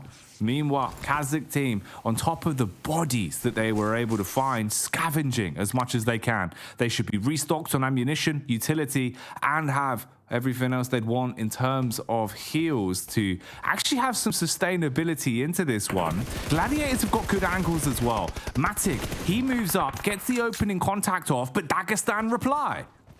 Yeah, this realistically should have been something they knew about as well. And I like what Dagestan do here. They leave KASIK to their devices, right? Limbo has eyes on towards them. They understand they can just let Limbo keep taking shots towards KASIK team because Gladiators are going to be the real threat in the endgame. But it's Trofka. He runs up. He makes a miracle move through the field, up to the edge. Trofka closing the distance between them, hoping that his surprising play might be enough to tip the scales in favor of Kazakh team. Meanwhile, Limbo, we highlighted him earlier because his position could be hugely influential. He's the one that's got to combat Trofka. If he can be the early warning system, the tripwire to shut it down, they might be able to overwhelm what remains of Kazakh team and then set themselves up for the final fight. Gladiators, you can see, keeping the spacing clean, not going too far on this one. Yeah, there's a little bit of cover still available for them, but Dagestan has to keep watching backwards. I love this play from Trofka, though. Although the nades, they aren't getting a huge amount done in terms of damage, but what they are doing is keeping them off this angle. It allows Unicorn to actually head up a little bit further, and Limbo just isn't doing enough. Out come the nades, out come the smokes, enabling Gladiators to get a little bit closer, and Trofka picks his moment perfectly. Again, gets a bit further into this one, recalls the rest of the team. They're all grouping up on Trofka's mark. He's called for the rotation, mirroring what we're seeing here from Gladiators. The bird's eye point of view giving us a great display of the way this one is shaping up as the battlefield is set for what should be our final fight here in the last battleground of today's playday. It kicks off with Keep striking onto Tixi, eliminating the opening fragger for Gladiators. They take more names. It's Limbo assaulting back onto Kazakh team. Dagestan right now leading with all four alive as they've taken one player out of either squad and they're committing to it. Zardia running down Meku. He's got a double back, but they're so low blank, and in comes the vehicle, the dive bomb. There has to be more here from Gladiators. Tixi does not do enough, and they'll be taken out. A really smart move from Dagestan to immediately turn tail, run directly at the Gladiators, remove them after that initial knock. So smart, but Kazakh team want to go further. Great nade from Mingish over towards Shifu. Do Dagestan still have it in them to finish this game, Jackie, after what has been an incredible play from the outside of Monty Nuevo? Dagestan. They've been rolling with the punches, they've been making all the right calls, but now it's down to their individual skill to save their bacon in this one. Low in terms of the battle of attrition. They're losing players, but they're being able to find trades. They bring it back onto a 3 versus 3. All the nades in the world in the back pockets of Kazakh from all of the death boxes they had access to. They just keep bolting them out, one after another, detonating close by. That one's going to be perfectly on the money as well. Zardia loses a ton of HP, but no confidence as he peeks back up and silences Ingwish. Limbo's down now. Catastrophic events are happening. Zadira has to hit a big nade over towards them, but you can see the amount of utility that's flying by. Just keep remaining. Kazakh have fought through hell to get here. But they've got to try and survive this, the final gauntlet, as they move on up. The nades detonating perfectly to blow one man away, but that's the team nade coming out. It all goes a bit up in the air. Dagestan couldn't hold on in the final moments as Team Kazakh will snatch away the crown and guarantee the chicken dinner. Trofka as well with the final elimination. We've been bigging this guy up all day, Jackie. And for good reason as well. The fact he's able to get up towards that ridge side in the midst of that commotion, send the nades over the top, keep Dagestan at bay, force them off that ridge line, and then he just like basically is looking back towards his team, gives them the bright eyes, beckons them over, they run across to him, they're safe. It's a serious hero play coming through from Trofka and a hero game from Kazakh. Yeah, I think it was really interesting, right? That in final development there, those few minutes with Gladiators, Kazakh, and Dagestan, it gave us everything we sort of wanted. Very good push and pull sort of game. The tug of war of PUBG Mobile on true display there. But that's what we had to think about it. Let's get back over to the desk for one final time today and talk about that banger. Big win for a big game. It was kind of up in the air as to who was going to take that in the end, but we have ourselves a victor, Max. And I think ultimately, it feels like these past 2 games, the end games have been a little bit slower, to say the least, but, you know, ultimately it was able to figure itself out here in what is a bit difficult terrain. Yeah, a little bit of a standoff situation you had in the end of these last 2 matches, especially this one where you had 4v4v4 that was happening between these teams of Gladiators, Dagestan, and KASIK team. But yeah, I really do want to echo what Blank was saying towards the end there. Like, Trofka has been the hero player of the team. He was able every single time something was happening from Dagestan or Gladiator side to just go a little bit further in the center of the circle. Then he was able to make it to the ridge side, and when you get it to the ridge, you can allow your entire team to transition to that central position. So if Trofka was not there and doing those movements, I think that there is no way in hell they get themselves that chicken dinner. So good on Trofka and good on KASIK team to get those 18 points. Especially timing-wise as well. I mean, especially since ultimately those 2 teams on those high ground positions, yeah, okay, they're kind of embroiled in fights and stuff like that. There's still a world where if you don't make that transition exactly when you do as KASIK team, you can still be held out pretty hard against a position like that. So good stuff by them to be able to make it work here just outside Monte Nuevo. I mean, for Dagestan as well, though, they were in this area for a long time because they've got such a position on that east side of Monte. So for them to be able to get themselves up to the position that they were in, good stuff too.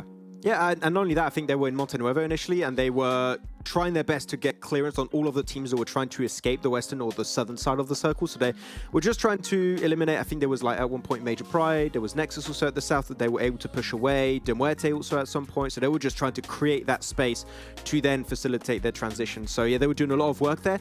And their push on Gladiators, I think it's fair to say, was a bit of a mess, Kalaris. It was a bit all over the place, but 2 exact same damage. Wait a minute. Wait.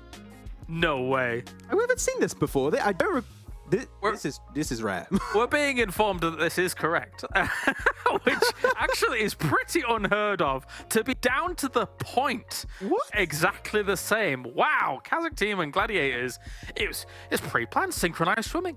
Yeah, I've never seen that. I think since like 2019 covering PUBG Mobile, the same damage of a team on that one shown on the graphic. But yeah, the conversion rate a little bit higher for Gladiators though, of course. They were making some really strong transition points away from power grid, downhill, getting clearance of a lot of those teams up there, such as SBG, I think, in particular. So yeah, Gladiators still have the chops on this map. And I think we saw the average survival time, right, Kalaris, was, what, 23 minutes average on Miramar? Like, that's really, really strong. So it's hard to, like, say that they're not a consistent team on this map. Yeah, definitely.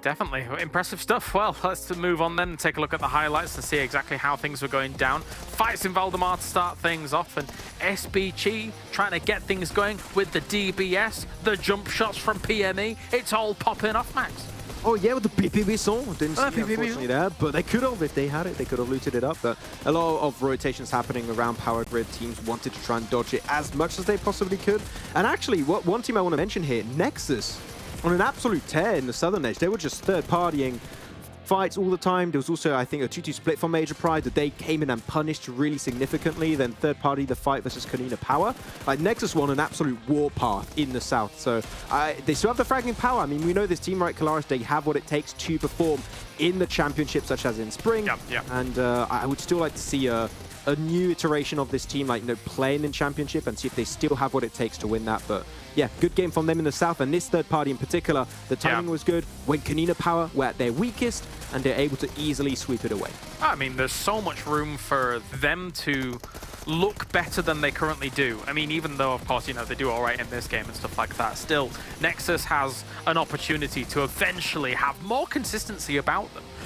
It's just that I think the lobby in general here in EU has leveled up around them so much. I've said it across multiple days here. The level of play looks phenomenal in some of the decision making, some of these late games, etc. So it's just hard to keep up with that, Max. It's hard to keep up with it. There's not a lot of your original Western European teams, right? Like, they're one of the few remaining with, like, you know, your SHOCKWAVEs, SBGs of CIS teams now. So they're still able to keep stay on top of things sometimes, but it is rough. Like, I would say this year the toughest the European region has ever been. You have to really step up significantly if you want to stay relevant in the conversation. I mean, they showed in the championship of spring, right? They definitely have what it takes, but like, when you look at Major Pride, MADBULLS, what these guys are doing, like, it's just so hard to compete. So I understand it's tough, but so far their goal is going to be championship, and see after maybe PMGC if things work out. Hard to compete, and the winners looked great today. Let's take a look back and see what happened here throughout the 5 battlegrounds, because it was a lot of the big names taking away big chicken dinners here for the day. We started off with Major Pride looking fantastic. Then we almost have ourselves very close to back-to-back wins here from MADBULLS, but Titan will be sandwiched on in there for the Sanhok game, which really kind of came down to the wire when it came to going up against Alpha Team, Max. I really wanted my Alpha Team win. I was going to say for that Sanhok game, I feel like there was a big chance, but Potentic was a little bit too adventurous, and then they just sent Unicorns of Love onto them, and it just caused so many issues for the squad. But yeah, it was a really good day today. I'm stoked to see how things have been working out. Still have that cool Major Pride MADBULLS rivalry at the top, and I mean, we're now more than halfway done with this tournament, right, for the league stage at least. So it's intriguing to see if we can still see changes from teams at the bottom in these next days, because there's still a lot of room for teams to make these changes and to hopefully reach the finals. All right, now we've got to think about who we believe is the MVP, and I've got a name in mind. How about yourself, Max? Oh, it's tough. I didn't think about it. I mean, I'm gonna go with a MADBULLS player. I feel like you have to. Let's go Flicker. You know what? I was gonna go Frozen. So good one, true. Yeah. We'll see how it goes. Furia! Yes! Ah! Yeah, you know what? Yeah, makes sense. Makes sense. I can't take it away. You know, up until the point where MADBULLS get themselves 2 victories, Furia was going to be my pick. Because look what he did in that first game, especially, right? Like, they were absolutely popping off with MUERTE. He was just handling the entire team at that point. It was... I really enjoy what Furia's been able to do. Ever since PMRC Europe versus Africa, he really showed what he can do as a solo player, and has been able to slowly transition and come to fruition more and more in this season of PMPL Europe, so I'm really stoked about that. But Furia is definitely the standout player for MUERTE, and you still don't only have him, right? The other players like Malloy are doing great, but Furia is in a different league. Yeah. Do you still have the stats page open? Because I'm curious as to how close the MADBULLS guys were to him for the day. Actually, nowhere close. Nowhere close? Nowhere close, actually. Wait, is it? Am I on the right stats page? Yeah, I am. Phase 2, day 4. It's Furia followed up by Korka, then Meku, then Tixi, Dakimi for Vulgar Boys. That's good. Don't see that often. Interesting. Yeah, like they're super low. Like it is Frozen, but he's like way down there. Like, okay, well, yeah, fair enough. Clearly we're rubbish, I guess. But I tell you, I was totally rubbish when it came to predictions throughout the day. I was very, very bad. I think I may have got 1 point on the board or something like that. But let's take a look at the overalls. This is combined rankings from phases 1 and phase 2. And again, when we look at this, what I really want to emphasize here is the difference between MADBULLS and Major Pride, because I think for the PMGC points, of course, MADBULLS had to be about 100 points ahead of Major Pride to even make the initial catch-up here, Max. Yeah. And then Major Pride is not doing too bad to try and keep that status quo going.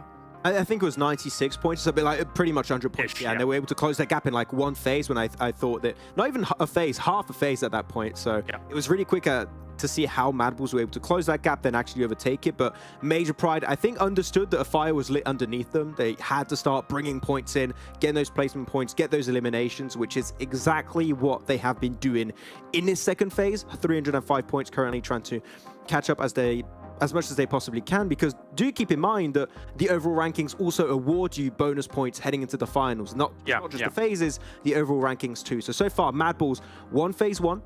They're going to get, with a lead like this, possibly another 20-point bonus purely off of the overall rankings, and maybe also in phase 2 because they're currently competing with Major Pride. So, MADBULLS are just the kings of consistency, but Major Pride can bring it back, and they already have started doing so. Yep, looking all right there. That's our top 8 at the moment. Of course, as Gladiators is in 4th place. We take a look to our 9th through 16th, and there's the potential that some teams like KASIK team and VULGAR boys, if they're able to continue doing well here in phase 2, could actually bump up in these rankings, and then again, as you say, gain themselves some extra bonus points going into that final. Look at the French, 208 points tied up. Let's go. Whoa, so... Is there something special about the number 208 in French, or? I will check. I don't know. Pretty sure. Absolutely not. No. No, definitely not. But yeah, SPG Shockwave down there. We still expect more. To be honest, despite SPG still having some really strong players on their side, SHOCKWAVE is looking like the better team, especially recently. They've started to step up significantly.